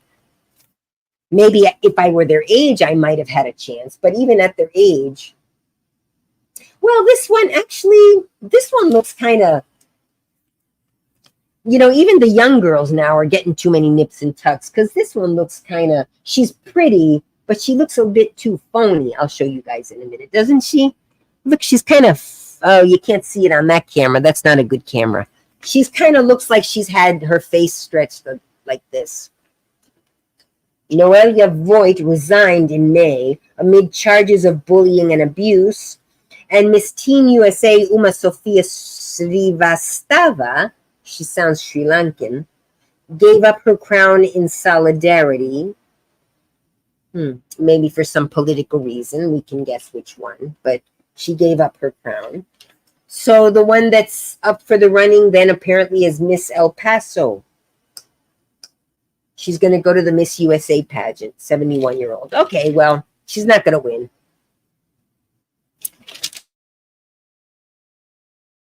We got to the Royals. Has anyone been here from the beginning? I got 3 people there and 4 people there. Okay, 7 viewers. I can't even get to 10 on 2 different channels. All right. Okay, so Harry blames evil stepmom Camilla for palace malice. But royal insiders insist feud is all Meghan's fault. Peeved Prince Harry keeps blaming his stepmother, Queen Camilla, for the rift between him and his father, King Charles. But palace sources insist his meddling American wife, Meghan, is really at fault because she won't stop stirring the pot behind the scenes. I don't see why she would bother doing that. They don't even live near each other, but okay. Palace insiders claim the Duke of and Duchess of Sussex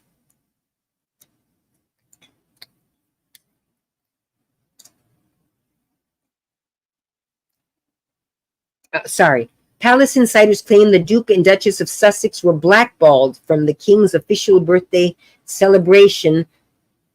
The Trooping the Color last month for the second year in a row, which indicates His Majesty's disfavor with the royal renegades.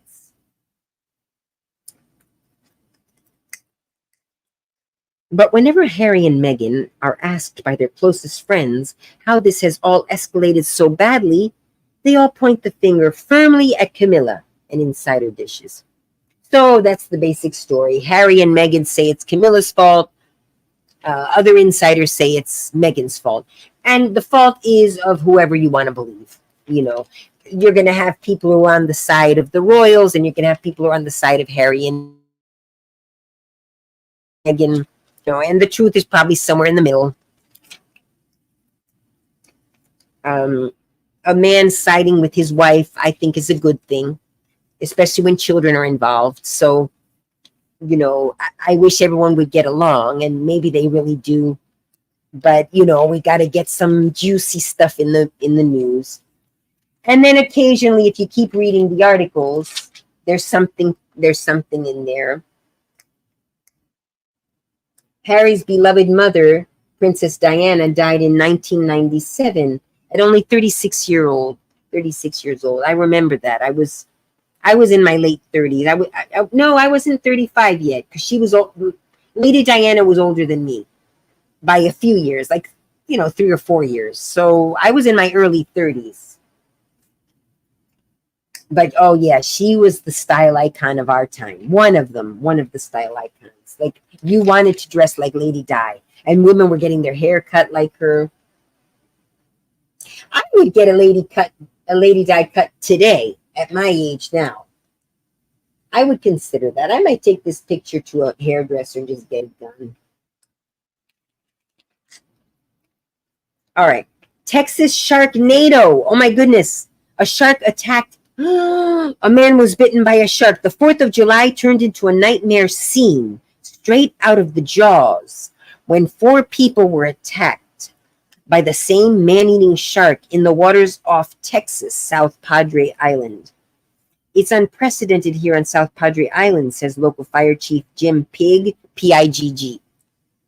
In the most terrifying incident, the 6-foot bull shark tore off a woman's calf. Oh, I can't keep reading.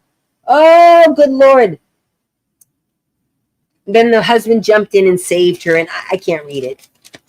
Okay, another crossword and puzzles. More puzzles.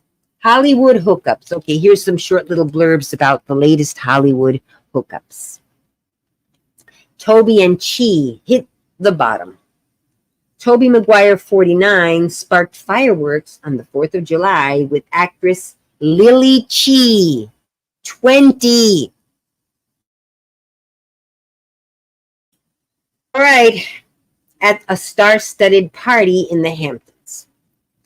An insider reports the two hung out together all night, and by the time they exited the bash, his hand was on her butt. Okay, she's 20. I believe it's legal. She's over, I think it's 17, 18. It's legal. He's 49, she's 20.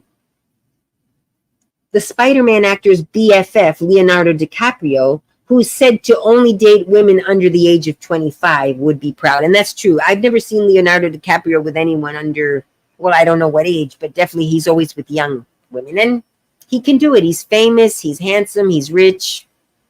You can get women when you have those things. I know it's not fair. You might be a nice guy, but if you're broke, you only have a limited options. You might find a nice lady who wants to work together with you and pull ahead, and the both of you, like as equals, pulling, or maybe not equals, but you each have your defined roles for pulling ahead, And as you get more and more famous as a man, you have a broader selection of women to choose from. It's just how it is. But you get used for your money a lot too, and your fame. And there are a lot of women get together with you that are young and beautiful because they know what you can get for them. So if you don't mind that, then awesome. But older women will get with you for the same reason if they could. So, it's hard for you to decide, who really cares about you. Even friends, people will be friends with you because of it. So your true friends are the ones that were friends with you from before. Which is hard for young famous people like Britney Spears, Justin Timberlake. I guess now he can be confident. And his wife was famous too. That's, like I said, that's the only way you can be sure someone's with you for love. Someone that's equal to you in fame and who doesn't need your fame and fortune because they have it themselves. Then you can truly fall in love. That's why I think Travis Kelce and Taylor Swift could be a good match. Obviously, Beyonce and Jay-Z. Who are these people we just saw? There were other people, Anyway, here we go. So, sad end for Rod's newlywed son. Rod Stewart's son, Sean, has split from Jodie Weintraub, the daughter of late producer Jerry Weintraub. Okay, Rod Stewart is a rock star. His son isn't famous, but that I know of. They got hitched on Valentine's Day in 2023, hours after he proposed in Vegas. And insider spills their relationship went haywire months ago. Sean, 43, is now dating Charlie Sheen's ex, Julia Stambler. And Julia Stambler had some serious drug issues. So there you go. Okay, Butler serves up Bikini Beauty. Serves up for Gerard Butler, an English bikini. Here we go again. He's 54, she's 25. She's a bikini model. Very beautiful. He's handsome, rich, and famous. So, surfs up for Gerard Butler and English bikini beauty, Penny Lane. Oh, Penny Lane sounds like Penny Lou. Penny Lou is the nickname I gave my dog. Okay, her name was Leona Penelope. I told her Penny Lou. All right. The actor, 54, and the Sports Illustrated model, who's 25 years. Oh no, 25 years his junior. She's not 25 years old, but I don't know, do the math. She's a lot younger.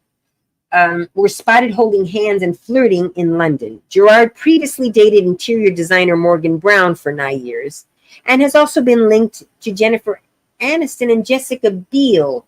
But Jessica Biel is married to Justin Timberlake and has been for a long time.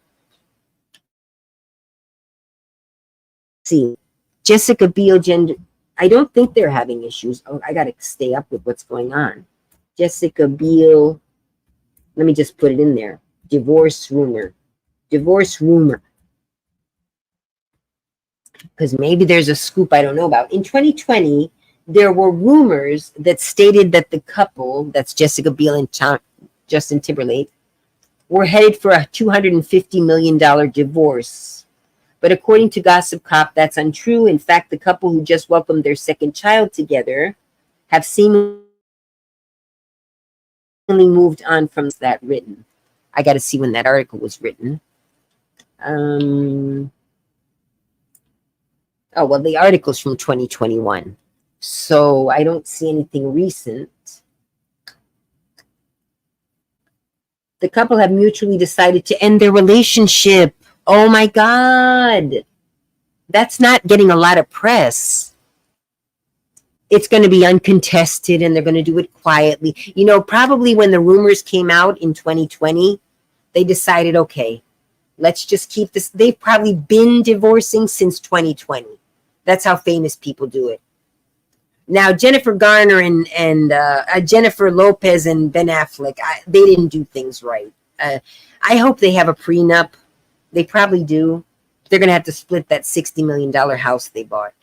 Justin Timberlake and Jessica Biel, if they're now mutually deciding to end, they decided that probably back in 2020 and decided to start preparing for the divorce. And that's a smart thing to do. That's how smart people do it, especially if you're rich like they are. They said, okay, look, you get half, I'll get half. They married, they were both young. So they might not have done the prenuptial, although they were both famous, but he was more famous. So, all right. Well, so apparently, but there's not a lot of press, see, but it's in the Enquirer. So you will sometimes get news from the Enquirer. It may, and like I said, years ago, there was that one political issue. It was like a serious thing. It wasn't celebrity stuff. And the Enquirer had reported it, and nobody else had. So middle America, who will oftentimes believe these articles, whether they're true or not, sometimes they are true, just not important, believed that article, anyway. So Magic Mike can't make it down the aisle. Tatum too busy to fit Zoe into his schedule. Channing Tatum and Zoe Kravitz. Oh, okay, that's Lenny Kravitz's daughter. Want to tie the knot in 2025. Oh, okay, Channing Tatum is dating Zoe Kravitz, who again is a lot younger than him. Let's see the difference here. Hollywood hunk Channing Tatum is so busy making movies, he's having trouble squeezing in a wedding to his sweetie, Zoe Kravitz, says sources. The 21 Jump Street star. Okay, so 21 Jump Street is Johnny Depp age. Maybe he's a little younger than Johnny Depp. But Zoe she's a generation after me. She could be like a daughter if I had a daughter. She's probably my niece's age. Let's see how old these people. So he's 44. Okay, he's younger than Johnny Depp. He must have been a little kid on 21 Jump Street. Johnny Depp was a young adult. So he's 44. He was the Lost City and the Magic Mike. He was in those movies. And she's 35. Okay, not that much. 9-year difference. Okay, not too much of a difference. But see, she's 35. She could be my daughter. And he could be my young son, I guess, right? I'm 40. I'm 50. No. No, he couldn't be my son. Well, I'm 50. Oh, wait, he could. I could be if I would have been a teenage mom, he could be my son. And she could be my daughter. So, but yeah, there's a 9-year gap there. So that's, not so bad. Especially, she's in her 30s, he's in his 40s. It's not as shocking as if she were 18, if he were 9 years younger. There, it's a little more like, oh my gosh. All right, anyway, they're talking about a new therapy. They'll always throw in a little health. Oh, are you guys still on? Oh my gosh, I don't even know if I'm still on YouTube over here. All right, I hope I'm still on with you guys. I think the computer goes to sleep. All right. New therapy stops diabetic blindness. It's true. If you have diabetes, you can eventually go blind if you don't control your diabetes. So that's important. But there's a revolutionary new treatment, and this is going to be based diabetic retinotherapy, it's called. Retinopathy. Diabetic retinopathy is the problem that you develop if you have diabetes. Treatment could save the sight of millions of Americans diagnosed with diabetic retinopathy. Researchers from the University of Oklahoma and the Kohl's-Nick Laboratory at the Memorial Sloan Kettering Cancer Center have developed a therapy to prevent damaging fatty compounds that can cause vision loss from the building up in the eyes of diabetics. Okay, so you can read more about that. Here's something about animals. Ask the vet, so people know about their pets. One of our dogs died. Oh my gosh. One of our dogs died from renal failure caused by eating grapes. Our fault, because we eat frozen ones as low-cal treats in the summer. Yeah, I did not feed my dog grapes. But yeah, I'm wondering, and I told my parents, don't feed the dog stuff. That's one thing. My father used to feed the dog stuff off the table. But no, I usually controlled her diet. He might have given her something now and then, but not enough to kill her. But look at that. It's about renal failure. That's what my dog died of. What a coincidence. Okay. Thank you for your letter and chance to alert our readers. Grapes and, of course, raisins are part of most likely plant and cause poisoning in dogs. Most dogs with raisin or grape toxicosis develop vomiting and diarrhea within 6 or 12 hours. Okay. My dog didn't have diarrhea. It wasn't an acute case then. It wasn't. Maybe. I don't know. Other signs include lethargy, anorexia, abdominal pain, weakness, dehydration, excessive thirst. My dog had a lot of those. Cats may be similarly affected, but seem less likely to consume fruit. All right, don't feed your dog grapes or raisins is the moral of the story. But there are other things that dogs can eat that are poisonous to dogs that aren't poisonous to people, so be careful. Ellen Sellin, news story, I was robbed. Ellen DeGeneres claims she was robbed. This is a really boring issue. All right, to me, maybe you guys are enjoying it. Okay, uses comedy tour to regain toehold in Tinseltown. Hollywood pariah. Why is she pariah now? Pariah is a bad thing. Hollywood pariah Ellen DeGeneres is plotting a comeback, but sources are calling her delusional if she thinks she can erase her reputation as the queen of mean. Oh, okay, yeah. She developed a bad reputation as mistreating her staff. I remember that.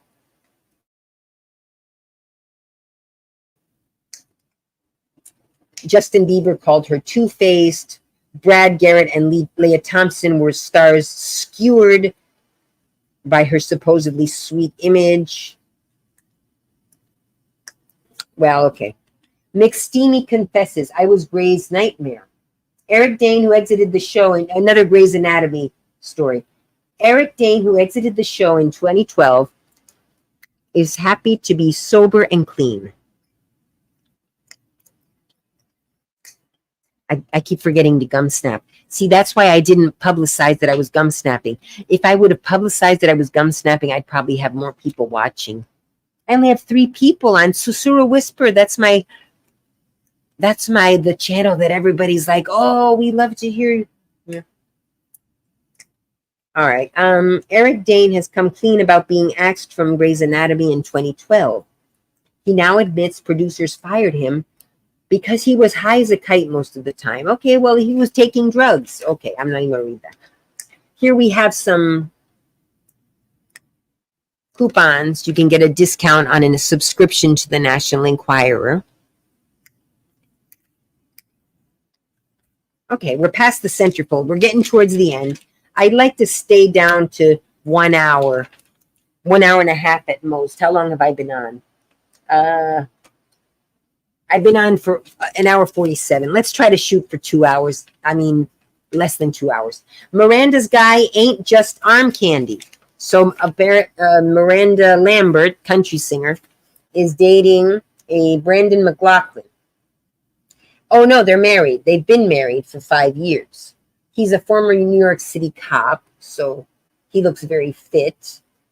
Country music queen, Miranda Lambert's stud muffin hubby, Brendan, more than just a pretty face. He co-wrote a song with her.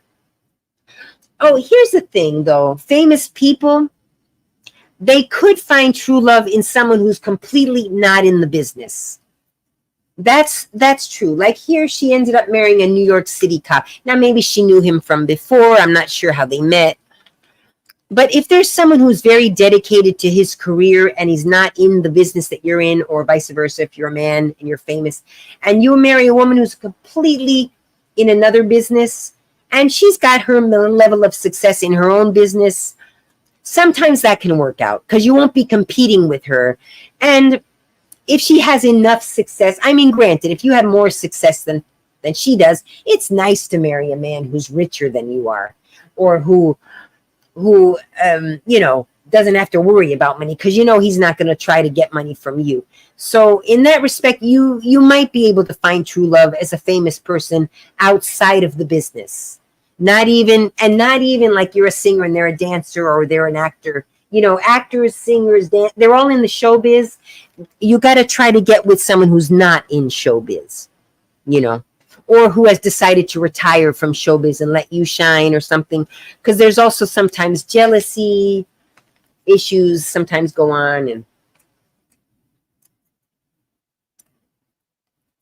okay, so he's apparently a nice guy. Okay, courageous Christina's bucket list.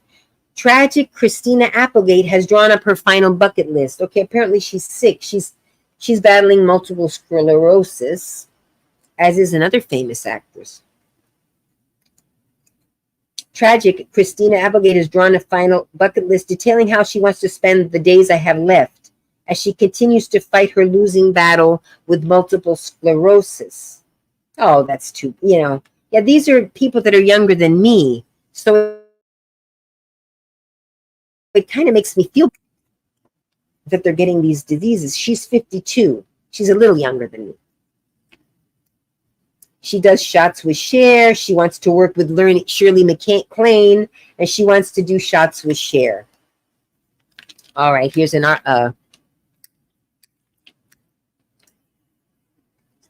footprints in the sand.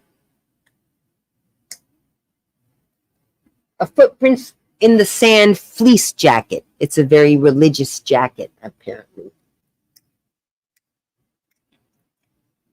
Well, it doesn't have to be religious, but footprints in the sand, the first thing I think of, but it doesn't have to be religious. It's just a beautiful photo.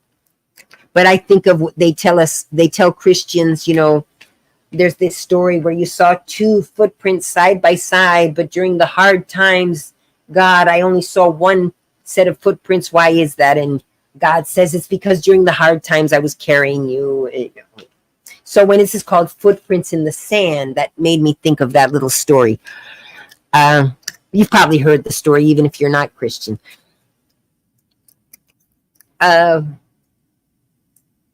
You can see them on Instagram. So, it's not a jacket I would buy.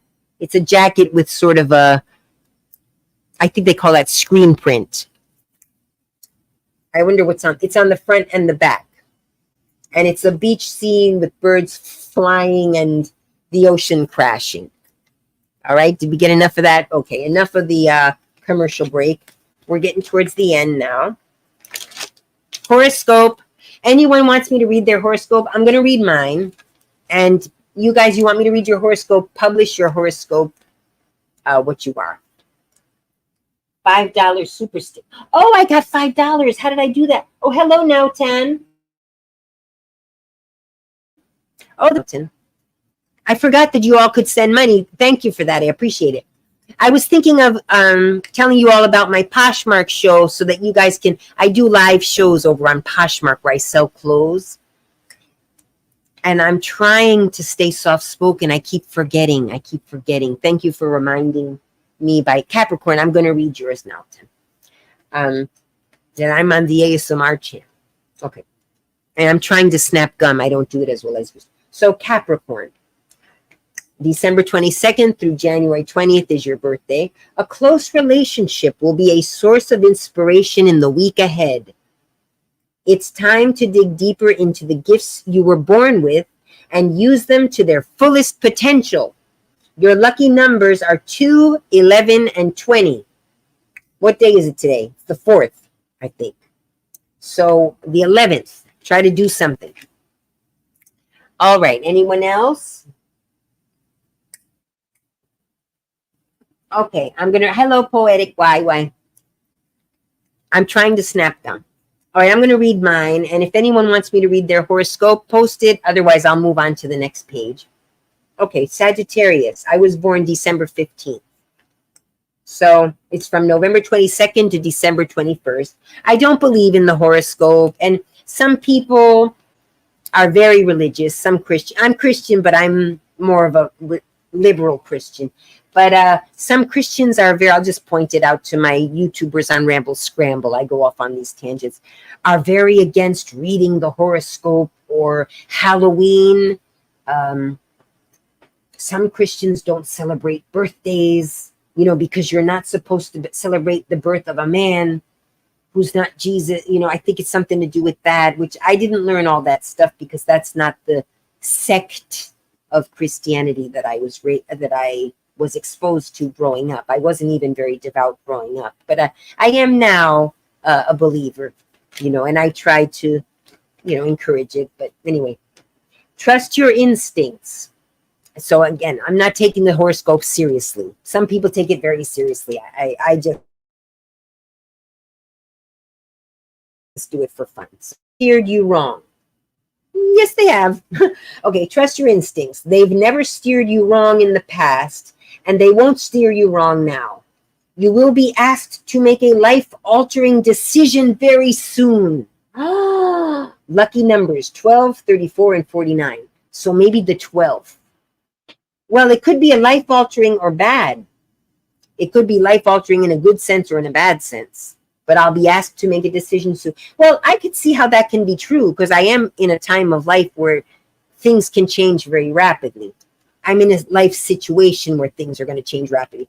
First of all, I'm not working and I'm going to be getting a job soon. I'm going to be looking for work soon. So that's a life-altering decision. I have two very elderly parents. You know, anything could happen there. So it's true that my horoscope happens to be hitting the nail kind of on the head, except where it says they've never steered you wrong in the past.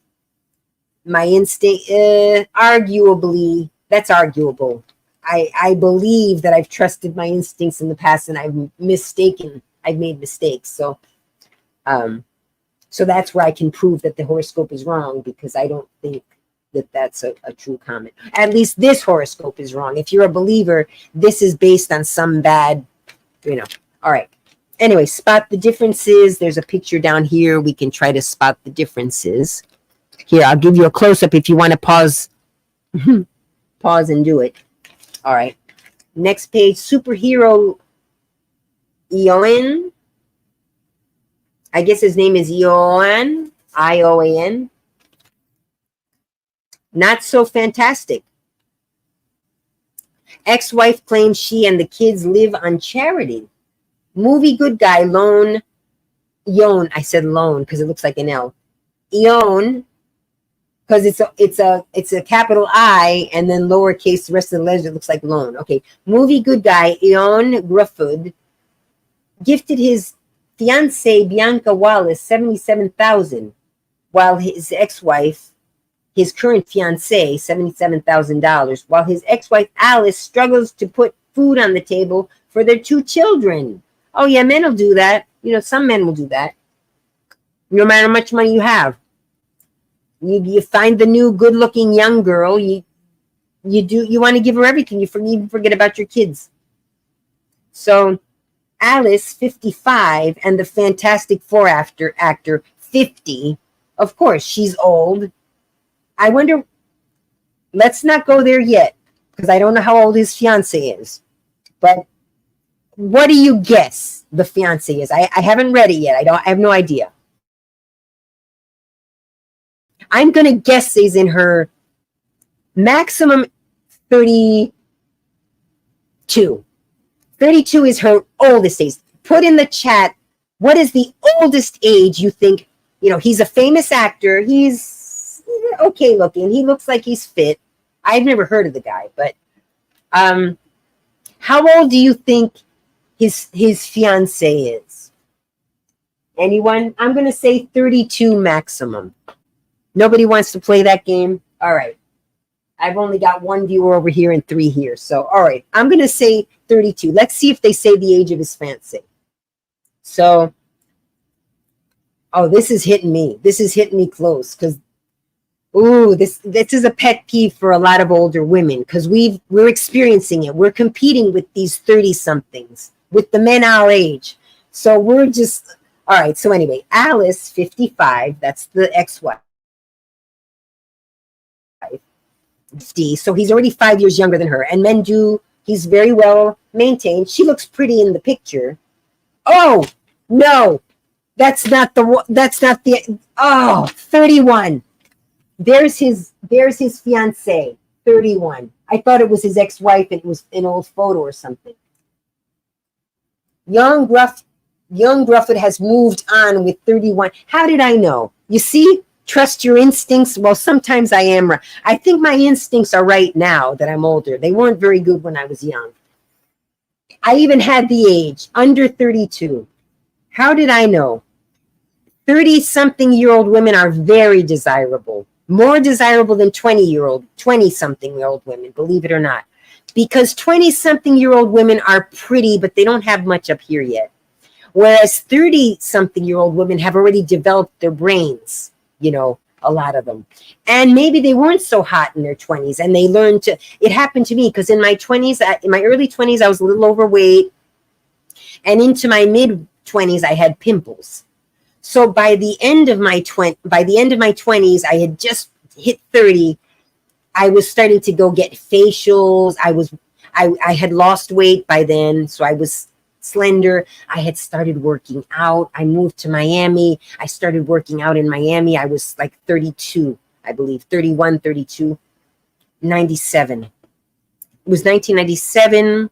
Yeah, I was like 30 because I was, yeah. So I told you how old I am now. I'm close to 60 now. So I was like barely 30. I moved to Miami, suntanned, started going to the gym, cleared up my skin, was getting my hair and my nails done every week. I had already developed my brain somewhat. I wasn't just this dipsy 20-something. And even I was never like drop dead gorgeous ever, but I looked good for, in my 30s. I was looking, I give myself a steady 8. I don't want to brag. I'm sorry. But when I was 31, I'd say a solid 8, maybe a bad day. Maybe on a bad day where I didn't feel like doing much, I was a 7. Because I was working out, my skin was clear. I always had lipstick on. I always had, my lips were never, I always had skinny lips. And I always was insecure about my lips, even when I was looking my best, at my best time of life. But I always made sure I had never gotten lip injections or anything. It was all natural stuff. I just had facials to clean my skin, to clear up my pimples, but I didn't.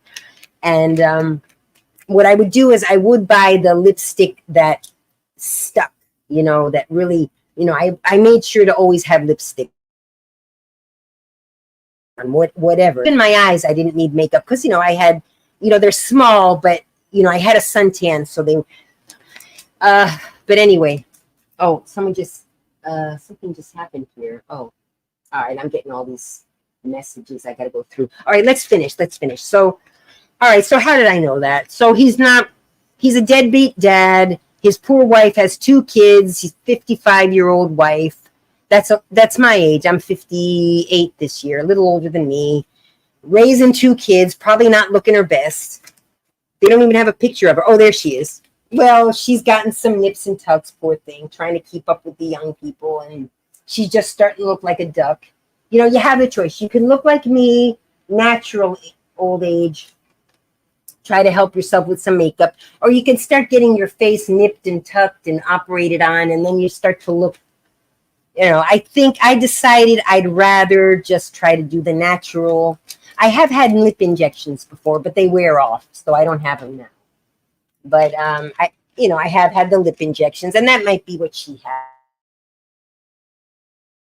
She's got the, the duck look. The daughters look like nice little girl. Oh, it's hot. Anyway, poor thing. She's gonna have to sue him, and she'll do okay if she sues him. She'll get some money. If I donate, can we get an ASMR video like the one about taking care of your friend's dogs? Oh, okay. Okay, we'll talk about that. I would watch that. Okay, we'll think about it. I mean, I've got to see, like even this one, I was going to try to do it soft-spoken, and then I didn't do it. And I tried to snap gum and stay soft, and I forget. So, again, I'm going to do the video first, and then if you like the video, you can donate. Because something about when I'm expected to perform, I guess I get stage fright. Maybe that's what it is. It's stage fright. So I'm going to do the video, a million. Oh, well, okay. If you donate if you're serious, I know you can't, but yeah, I'll do it. For $1 million, I'll find a way to do it. If you really donated $1 million, I would hire a sound crew, and in a soundproof room, and yeah, for $1 million, I'll do it. All right, it's you have a deal there. But anyway, realistically, I'll do it, and then you just donate what you think it's worth, But I could do one tonight. I think I'll try to do one tonight. It'll be just the sound. and off cam. Okay, I think off cam I could get into it because I won't be self-conscious about how I look, you know. You won't see me gesticulating because I'm Italian descent. I guess it's been passed down from the Italians, generations ago, because my great grandparents came from Italy. I visited Italy. That's about all I know about Italy, as a tourist. But I guess it's been passed down and then through South America. So, all right. Off cam, I do. So I am good. And also when I'm off cam, many times I'm just laying down and I'm relaxed and I'm starting to fall asleep. I've even fallen asleep doing videos, doing like off cam, not lives. I've fallen asleep doing ASMR, and then I just edit out the part where I'm not talking. So, all right, no more horoscope. Tu parli italiano? No, but I understand what that means because I know French and I speak Spanish fluently, so I can understand Italian because it's very similar to both of those languages. But to French and Portuguese is hard. I actually understand Italian. I'm not sure why Portuguese is more difficult for me. Even Brazilian Portuguese, which is more similar to Latin American Spanish, we have more words in common than Portuguese. I have trouble, but Portuguese people have absolutely no trouble understanding Spanish-speaking people. I'm not sure why that is, but I do understand Portuguese a little. I got to struggle, but I understand Italian more easily. So I'm not sure why. All right. It might be because I know French. All right, so he's like a Johnny Depp era guy. All right. Hailey Bieber is bizarre baby panic. So she's pregnant. I think I knew that. Hailey tries to talk him down from a ledge as due date nears. Justin Bieber took a literal ledge. It's Justin Bieber looked real thin as he arrived in Mumbai to perform at a wedding.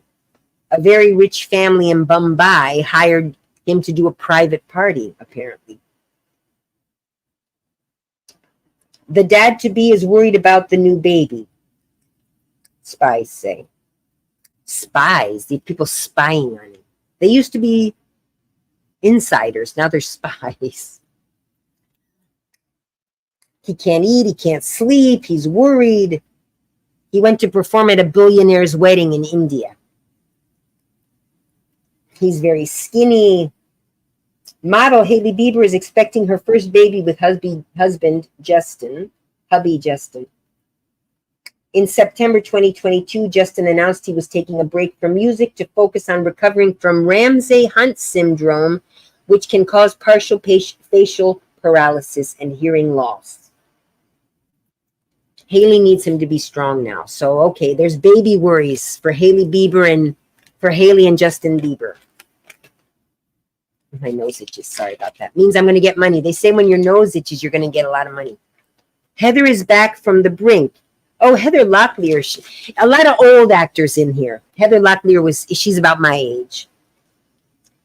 She was famous when I was young. Brave beauty coping with pain of losing her beloved father. He was 94. My father's 88. He just turned 88. So, I have concerns. They're both no reason to think anything's going to happen anytime soon. But with the elderly, you never know. It's kind of like what happened to my dog. Everything you think is fine, and then suddenly they get sick and they're gone quickly. So I hope, I'm getting used to that happening to friends of mine. So, I see what could be coming, and I pray that doesn't happen. I pray that, but they're in their 80s. They could last to 100. They could last to 100. We don't know. But it's an age where I'm really, really starting to really recognize that I have to appreciate what time I have with the people I love. And they tell you that when you're young, and you don't listen. You're like, yeah, whatever. And as you get older, and I've lost dear friends even, for old age things, in 50s, 60s, 70s, people start dying, So more and more, I'm expecting it to happen more and more. A lot of friends are my age. We're all going to start going, and that's just something you have to prepare for in life. Now, if you're in your 20s and 30s, don't worry, well, worry about it, think about it, but don't worry as much as when you get to your 60s. You're still, but time flies. It passes quickly. Like, I can't believe I'm not 30 anymore, because when I moved to Miami, here I am in Miami, and especially if you don't move around as much as I do, because I move around, and when I go to a new place, I'm reminded of my age, because different places treat you differently. In Miami, older people, we're used to older people dressing like young people and looking a little ridiculous even sometimes. Whereas in the North, people tend to dress more their age. So if I go north, people make fun. Well, if I even myself probably take a little more liberties down here than I would up north,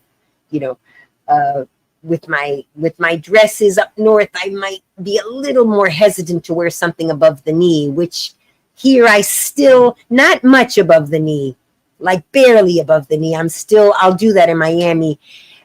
I still will do it up north in the summer, but in wintertime, I'm below the knee or lower, in the north. Whereas down here, maybe for work, since it's warm weather,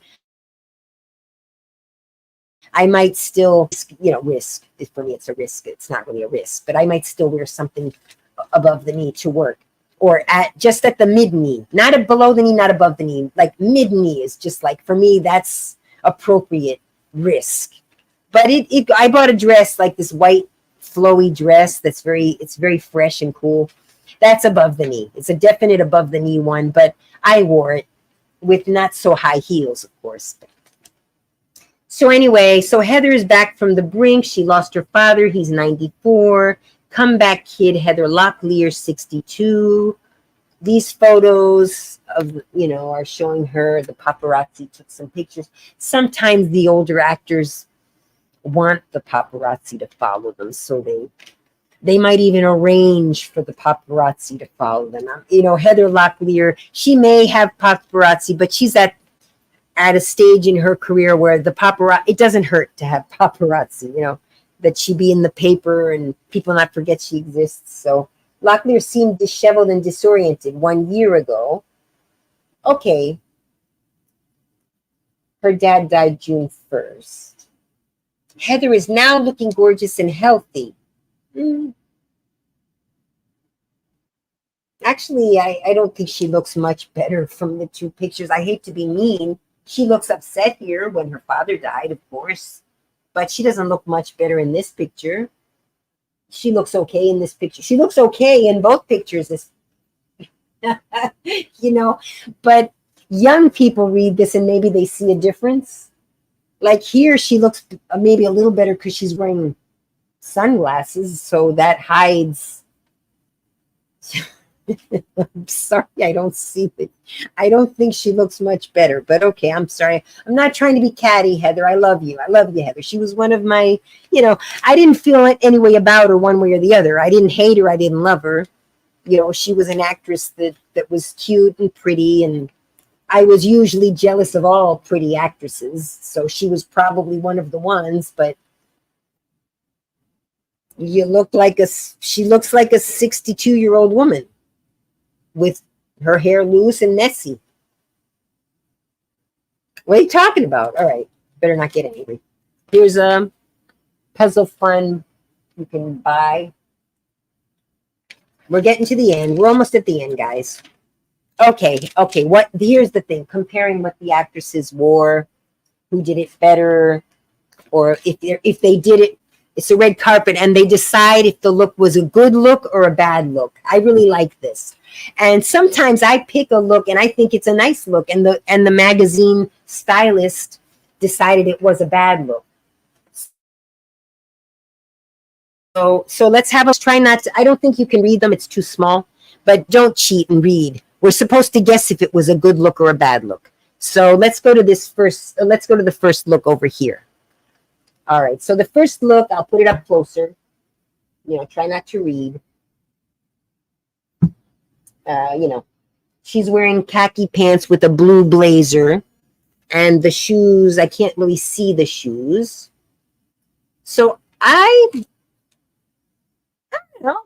I would wear that to work. You know, I think I just got a glimpse of the if it's good or not, but I would wear that to work. I think it looks okay on her. I like the I don't like her face because it looks like she's gotten, like I said, the famous actresses, they start getting that plastic surgery and stuff, but she doesn't look as bad as some do. Am I a single child? No, I have an older brother, and we get along. I love my brother. We always, you know, we had fights like siblings do. But no, although I was overprotected more so than my brother. So in that sense, for my mother, I feel like I was an overprotected only child. She didn't ignore my brother. She protected my brother too. But she was I feel the way because then you know, other people might have seen something different. You know, it's always how you perceived it. But I always perceived that I was overprotected and I was the little baby and I was the one that I couldn't do anything. My mother had to, you know, and there were my brother, she'd let him do stuff and she would worry about him, but within reason. Like it was a normal amount of worry felt. And so I don't think that was good for me. But, you know, someone else might argue, oh, my mother didn't protect me enough and look what happened to me, it's her fault. So if I had problems in life and she let me go off and do things, then I might have blamed, if something bad would have happened to me, I might have blamed her for not protecting me. So, you know, relationships with children are complicated. I'm starting also to realize. I mean, even now I'm being like an adult, but there's a part of me that blames my mother for absolutely everything that's wrong in my life. It's my mother's fault. And that's it, period. You know, so it can't be true. I had a relatively stable upbringing. I was happy. I mean, I was never happy, but it apparently has to do with my, you know, whatever. I have some sort of chemical imbalance, what makes me depressed, you know, or some might say, oh, you're depressed because your mother did that to you. I'm tired of trying to analyze what's wrong or what might be wrong, or maybe I'm normal and everybody goes through it and I just talk more about it, you know, so I don't know. Anyway, let's get on to that. So what do they say about it? See my tangents? That's why you guys understand this. You ASMR people, if you don't mind these tangents and you like, then join my Ramble Scramble channel. That's the other channel that I started because I forgot to do ASMR. All right. Bo Derek, the 10 movie legend. She was in a movie 10, and she was a 10 in the movie, supposedly. Clocks at a 5. So they're giving her a 5 for this look out of 10. As the fading beauty is washed out in neutral separates. Okay, I like the outfit. I don't necessarily like how it looks on her. Okay, I can agree with them there. We're doing fashion again. Here we go. See, this is something I could do for Poshmark. I should save this and do it on Poshmark. I'll just do it now. But I think I might do this, not the whole magazine, but just for my Poshmark shows. Maybe I'll do you like this style from the National Enquirer? You see?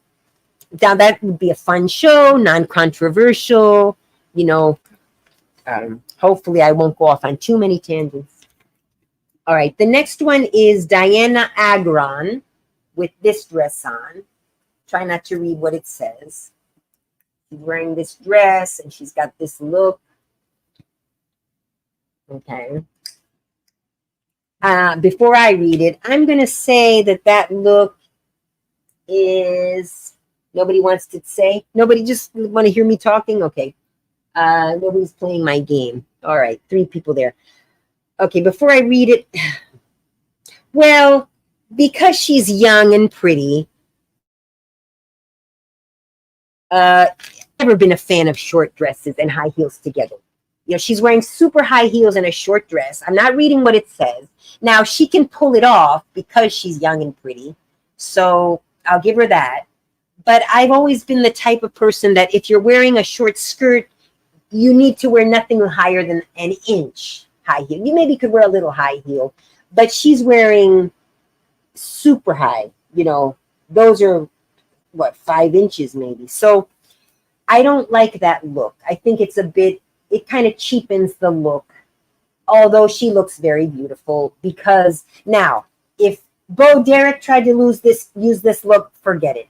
Automatic 0. Get over it. I don't care how skinny you are. They even didn't give her a good grade for this look. And I think maybe with a different, you know, her mistake was not wearing a blouse underneath. Maybe a blouse, some kind of colored blouse, because she does look washed out with the blonde hair. Look at me talking now with no makeup, you know. But all right, so let's read what they have to say about Diane Aragon. And then I am going to start doing this on Poshmark, because Poshmark is a lot of women, and women might like this more than me. The Glee songbird is pitch perfect. See, they're giving her a good grade. Is pitch perfect in Chanel's embroidered guipure gown and cap-toe slingback. So they gave her a good grade for that look. And I would give her, I mean, they say she's perfect, so they're giving her a 10. I would give her an 8, 7.5, really. An 8 maybe only because she's young and pretty, so the fact that she's wearing it is better than if an older person were wearing it. But I don't like that look. She's showing everything. Look, she's showing her plunging neckline. So she's showing her boobs. She's showing her legs. She's wearing super, super high heels so that her legs look even more muscular. Because when you wear flats, your legs don't look as sexy as they do when you've got high heels on. You know, she's not wearing jewelry. Okay. I would actually maybe encourage something to cover that plunging neckline. Forgot to show you guys. You know, so I'm kind of angry. I'm 2 for 2 wrong here. I've said I said this one was nice and they say it's bad. And I thought this one was not as nice as they claim it is and they say it is. So, all right, the next one. Now, this week in fashion, we're going to do this young lady. I don't know who she is. I'll read it in a moment. I like it. I think she looks picture perfect. That should be a 10. See, to me, that's a 10. The color looks beautiful on her skin. Any color looks good on her skin, except maybe black. That's the exact same color as her skin. But she could wear black. She could wear white. She could wear any color at all. Think of a single color that wouldn't look good on her skin, except black. That's the exact same color as her skin, because then you wouldn't be able to, you know. But Jodie Turner-Smith, Anne Boleyn's Queen. I guess Anne Boleyn is a movie. I've never heard of it. Rules the carpet. Okay, they agree with me on this one. In perfectly pointy pumps and a stylish suit by Boss. See, now you wear pumps with pants. But when I was young, you never could wear pumps with pants. The first time they showed pump with pants, it was in one of those magazines. I think it was Cosmopolitan, maybe it was. I don't remember. I remember seeing it in the magazine for the first time. And it was suggestions on how to dress. And it was something like this. Do you like this look or not? And it was a lady with dress pants and pumps. And you could actually see the pumps. And I was like an automatic, of course not. You can't wear pumps with pants. I remember like being so, you know, and the stylist, and that's, you know, a well-known magazine. They say, yes, pumps with pants. Yes, you use them.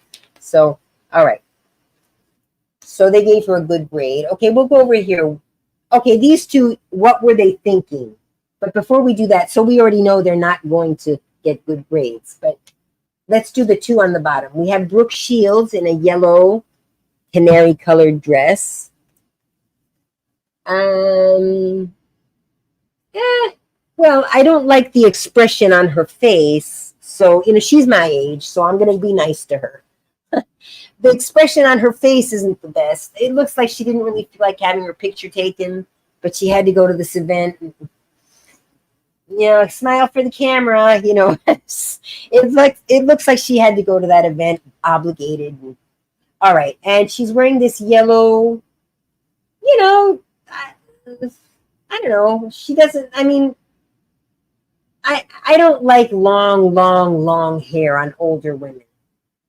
you know, it looks just kind of limp and laying there. I think an updo might have been more interesting with flowing hair. Of course, I always wear my hair. I wear like hair like that by accident, but I think a well done hairdo that's, you know, it's messy but on purpose. Messy. It's a messy bun, but done. It's not like messy bun in my sense. That's a real messy. It's a fake messy bun where it's messy, but it was perfectly styled to be messy. So Farrah Fawcett used to pull that look off. Oh, so beautiful. Anyway, so I'm going to give her an okay grade, like an 8. You know, I'm really not liking her hair, but let's see. Brooke Shields, the Blue Lagoon star, is a pretty baby. Okay, they seem to like it. In a brilliant Monique weird gown and a sequin bow.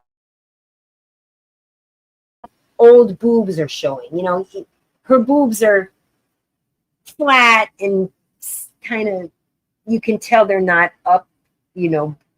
She might have considered wearing a push-up bra. We know it's fake. We know it's a push-up bra, but or something. It's just kind of too flat.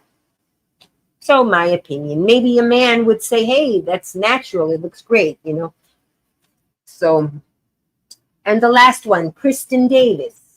You see, I think she looks very dowdy. She's got those clunky shoes on with the flowery dress. I don't like the look. The flowery dress is kind of frumpy. She's a thin woman, but she's got that. Oh, I'm sorry. I'm not showing you guys. She's a thin woman, but she's got that thick belt on that kind of makes her waist look thick. And only because her waist isn't being accentuated either. I'm trying to hold my arm up. It's getting tired. My age. I'm starting to breathe heavy from holding up the magazine. Oh, goodness. Oh, that's so sad. All right. They say Kristen Davis. And just like that, the Sex and the City regular ages. See, I think she looks old and dumpy and dowdy and the Sex and the City regular ages like cut flowers in a busy floral frock. Yeah, I agree. So we do agree on that one. So I don't agree with them on 3 of them. I disagreed on this one, and I kind of disagreed on Brooke Shields. They're saying she looks absolutely incredibly amazing. And I think she could have done better. She doesn't look horrible, but she definitely could have done better than that. So, all right. So that's that. And then we have the what they were thinking section. So we know we're going to be making fun of them. The what they were thinking section. So here's this first one. She's dressed. Madonna wore that for her concert, Blonde Ambition concert in the 1990s, late 90s. Something like that. What are those? Like, they look like 2 rhinoceros horns. Rhinoceros. What? Rhinoceros. Cara Delevingne, the model, is out to... All right, let me read it without laughing. I got to read it with a straight face. All right, look at the picture before I read it. She's got those 2 dinosaur horns sticking out, not to mention a few other things, but all right.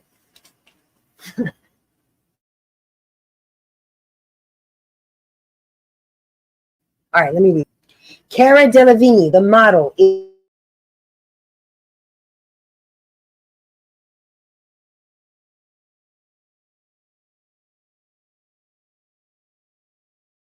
Oh, that went out. Oh, they had to subdue me over there. The thing buffered. They probably did the panic button. All right. Next one. We're gonna do this one now. Don't read. Too bad I don't have my acrylic nails.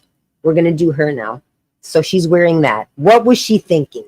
I'm gonna think that they're gonna tell her she looks very dowdy and frumpy. Zoe Deutsch, Leah Thompson's Nepo baby, isn't some kind of wonderful in a tremendous plaid tent. Leah Thompson's baby. Okay, so she's apparently the daughter of an actress. I know Leah Thompson. So she's apparently Leah Thompson's daughter. I forget who she is, but I know I've seen Leah Thompson. So maybe she's trying to break in. You know, a lot of children of actors try to break in. Some make it, some don't. You know, it's a foot in the door. It doesn't mean you're necessarily going to make it. You still have to be good. Okay, Katy Perry, and easy to work with. If you want to be an actor, you have to be easy to work with. You have to take direction, and they don't want to deal with personalities. You know, actors get big heads, and sometimes when you get to that level, Brad Pitt, Tom Cruise, as wacky as Tom Cruise is, he still brings in money. So then you can act however you want to act. But when you're just a new actor, you've only done 1 or 2 movies, you're still young, don't get your big head. You know, that's where you start going off the deep end and thinking you're all that. And actors are replaced. Any actor is replaceable. Even Brad Pitt is replaceable. You know, you lose money replacing. Now that he's older, he's more replaceable. When he was in the prime, Brad Pitt, he could do no wrong. He would have been able to do anything. He never got into any scandals other than his divorce from Angelina Jolie and cheating on his fur. He claims he didn't cheat on her. I believe that there was something going on Jennifer Aniston. Anyway, Katy Perry left American Idol in May after 7 seasons. Idol judges' jobs on the line after Katy ditched the show. So Katy Perry left American Idol.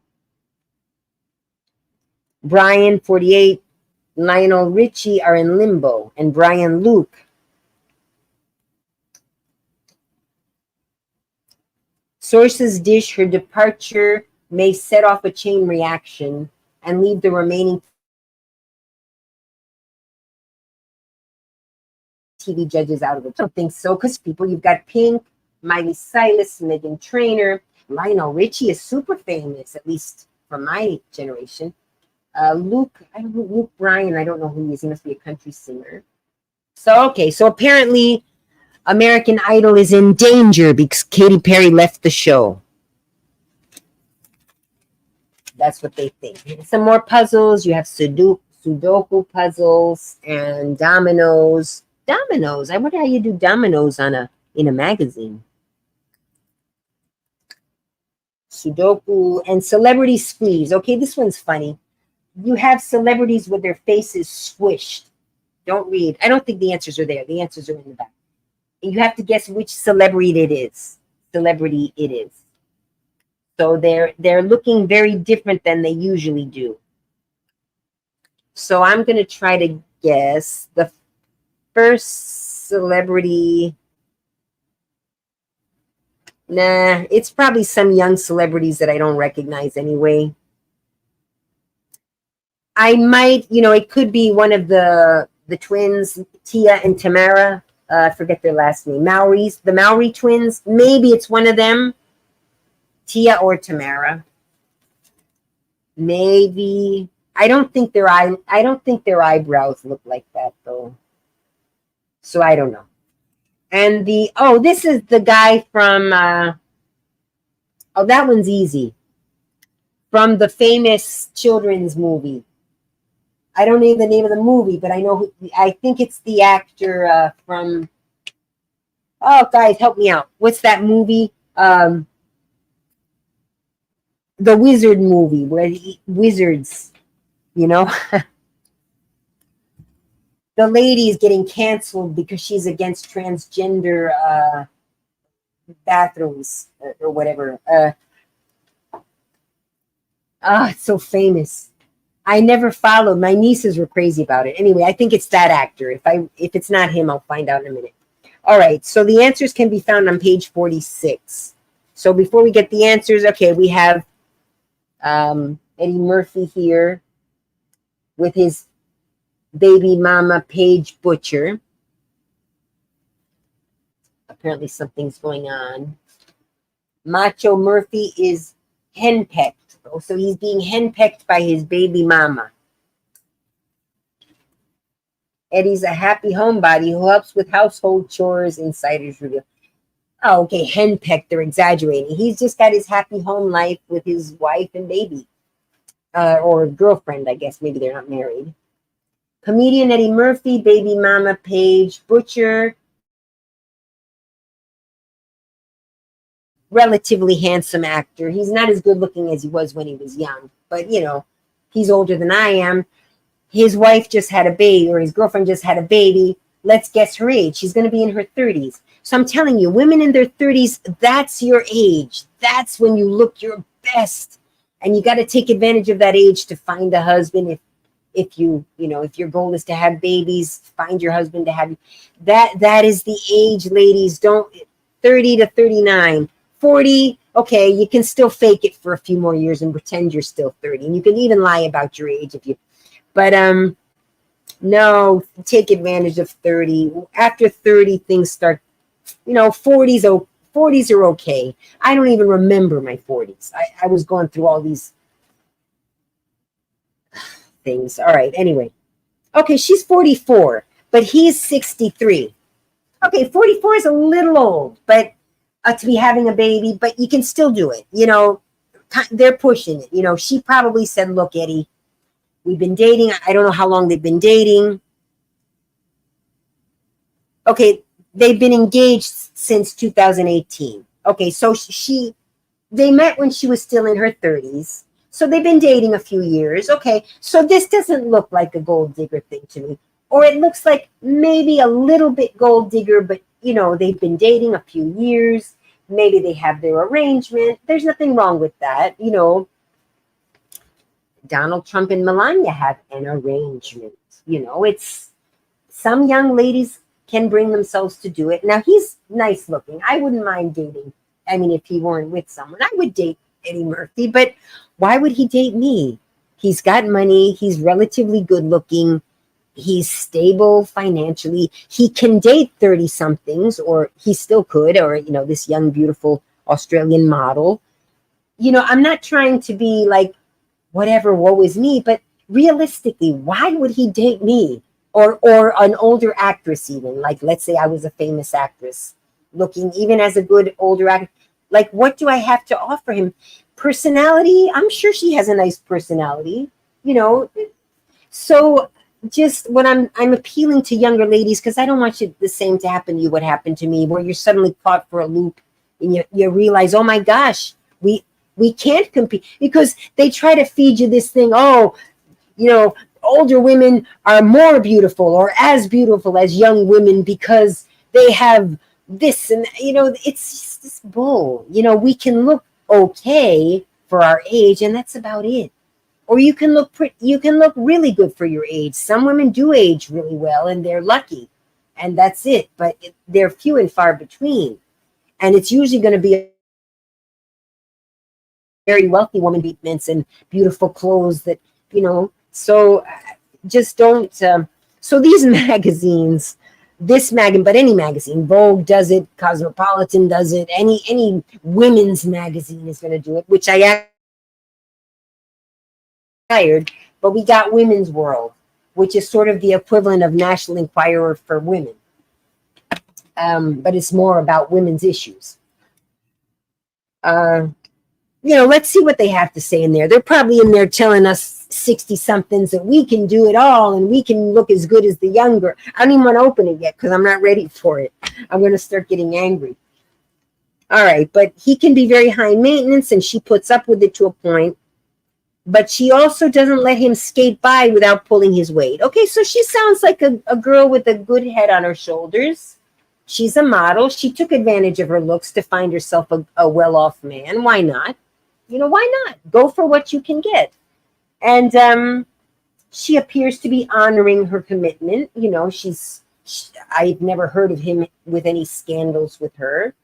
She's probably not cheating, and that's part of the agreement. And it's a hard agreement. I mean, imagine, she's a beautiful young model. She must have young, handsome model men coming on to her, or maybe not now that she's pregnant, but I'm sure she gets propositioned by plenty of richer men than Eddie Murphy even. But richer men would probably honor the arrangement. It's a whole different world. It's a whole different world. Oh, Walmart. I signed up for Walmart. Now they won't stop texting me. I gotta stop that. All right. Anyway, here we go. It's Paige who has managed to keep the Shrek success in line. Okay, he got, and she's not in, she was a model. That's one thing. Models can do well marrying an older rich man after their career is over. Like 40 something models who were successful. They had they're set. They don't need the money. Melania is an example. She, married him when she was maybe, and a model is old at 29. Once you're in your 30s, you're old. You're an old model. Imagine. So in your 30s, if you're a famous fashion model, you got to start thinking, okay, who am I going to marry? It can't be some loser off the street. Realistically, I'm not trying to belittle regular guys, but she can't date a guy that's just a regular Joe, for many reasons. Her fame alone, makes it impossible. A regular Joe has got to get used to that life, unless she decides, okay, that's it. I'm giving up this whole thing, my fame, and some do it. Brooke Shields kind of did it. She was very famous at a time, but it's hard. Listen to me. I'm not trying to make you feel sorry for beautiful fashion models but if they don't win, that their beauty does end at some point, they have it way worse than the girls who were never beautiful, because 40, they haven't accepted it yet. 45, they're 46, 40, they're not accepting that you're old. They're starting to get the nips and tucks to prove that they can do it. Just like it, they start to get desperate. It's happened to a few of the models that I was jealous of back, of course, when I was in my 20s, and I was jealous of all of those famous supermodels that were famous in my time. And now some of them are single. Nobody can stand them because they're narcissistic, because they were used to having everything handed to them on a platter. Linda Evangelista was one of them. And now she's older. She's had some bad experiences with, I'd say she didn't accept her age until maybe at one point she did. But and then some of them aged better. Some of them were more realistic. Paulina Porizkova was one of the super famous models. She's a widow now. She married a famous rock star. So fashion models, when they're past their 20s and their late 30s, and they're starting to think about maybe they want to have kids, and you kind of do have to decide between the life of a model and being a mom, because you can't really mix the two lives. There's a lot of you gotta try to protect. Cindy Crawford protected her children, and now they're models, and she's, I'm sure, very, very on top. Instagram models, they're not being exposed to also, they don't have to fight their way to the top. They're already the children of famous people. The famous people already know the dangers to protect them from. The only danger might be if the child starts batting heads with the parent and not listening to the parent, warning them about the dangers, which could happen. I go off on these tangents. Anyway, so Eddie Murphy's young girlfriend keeps him in line. It actually turned out to be a kind of a cute article about a couple that settled down. Okay, here are the answers. So the two people, and I'm about to end. Venus Williams. I should have known that one. It was Venus Williams. And then, yeah, I did guess that one right. I just didn't know his name. Dan, the movie he was in, I know it. It's super famous. Anyway, no more questions. Are we done? 4 viewers here, 4 viewers there. Oh, it's starting to get interesting. All right. So, but I'm at the end of the National Enquirer. We're on the last page here. We got Taylor Swift on the back. She's selling her new album. Whole page, she paid for that ad. And it must have been several thousands, if not millions. I don't know how much the Enquirer gets a lot of readership. Oh, well, we always have an alien. We have to have an alien, of course. Close Encounters of the Absurd Kind. heading to Roswell. Bet they get stopped a lot, off with a laugh and a warning. Oh, okay. All right. I'm going to read the article. The police stopped them. They're apparently people who have a spaceship. So, space case driver pulled over twice in UFO vehicle. Oh, did I show you guys? I'm sorry. Remind me if I forget to show you guys. I got to do it all from one. I got to get back to that. Okay. Space case driver pulled over twice in a UFO vehicle. Stunned cop in Oklahoma had a close encounter with a mystery vehicle that has been pulled over before. A car disguised as a spaceship. If it's not every day you pull over a UFO, says Crawford County Sheriff's Office on its Facebook page, where the officer shared photos of the traveling ET and made the patrolman who made contact with it. So it's just a pair of people who have a funny looking car. These friendly humanoids who have come in peace are headed west to Roswell, New Mexico for a festival. Okay, it was a UFO festival. So human beings go to the festival and they talk about UFOs. And okay, so the last, I won't read, it says, Van Leck probed the possibilities and decided to let the craft return to its mothership with only a written warning and the opportunity for a selfie. All right, I don't know what they're warned about.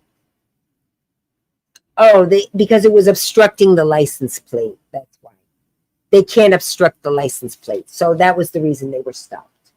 And they were warned. All right, and then we have this. Okay, so I don't know. This month it was a little bit boring for me. I didn't like this week. I mean, I'm not going to read the Enquirer every single week, but this episode, this issue was a little boring. I might do this one tomorrow. I'm not going to do it now. It's Women's World, which is the National Enquirer. But, they talk about feminist issues on a level that is understandable to the layman or to the people who maybe don't really care one way or the other. We have a lot of stay-at-home moms that are just stay-at-home moms and they don't care and they're happy, or maybe they're not happy, but they're not miserable. It's just their life, And, this magazine might address some of the issues they have to deal with. We have chauvinistic men, of course, in certain cultures, and they're not as bad as in other countries, but, we have to deal with them. And there are ways to femininely put a chauvinistic man in his place. You don't have to get upset or rude or, American men are pretty liberal as far as the world goes. Even the most conservative men are, you can say pretty much what you want in public. And I don't know, I don't feel oppressed. Maybe some people do. I'm not saying people don't feel oppressed, but I just, obviously I'm white. I'm told that because I'm white, I'm not oppressed. I've had people treat me badly for being conservative, and I just give it right back at them. I don't know. That's not oppressed. I quit my job. Granted, I wasn't fired from my job for being a conservative, but of course I'm more vocal now that I quit. Vocal even when I was working there. But I finally decided if they're going to start canceling people for saying their opinion, then I'm going to quit my job. That way I can say whatever I want. But anyway, I'm not going to read this now. All right, I'm done. I forgot. I'm on the ASMR. I'm not supposed to talk about, but I go on these tangents. So follow me on my other channel, guys. If you like me to just ramble and do nothing, I do a lot of that over on Ramble Scramble channel. I think I put the link earlier, but let me put it again. Or you can just type into YouTube in the search, Ramble Scramble. This is how it's spelled. It's spelled Ramble, R. If you're from another country, you may not know. Ramble Scramble. Scramble. No, Scramble. Ramble Scramble. That's my YouTube. Why did I see comments saying you passed away? Oh, hello there. No, not yet. I hope not for a while. No, my little dog passed away about a week ago. Monday. Yeah, Monday. or Tuesday maybe, but I think it was Monday. So yeah, I'm not feeling too great. I've got this sort of emptiness, dull pain that, you don't get over it, but you eventually move on with life. But I wasn't really prepared to lose her, that quickly. Like I didn't have time. She got, oh well, anyway, it happened. So that's maybe why you saw a comment in there. Oh gosh, I haven't been reading. Wait. Cuando esté per addormentarti. When I'm about to fall asleep. Exactly, because then I'm not hyperactive because I'm like sleepy and I'm starting to doze off and I'm talking very. So that's when I get very ASMR. I don't even have to try. So I'm going to try to do that tonight.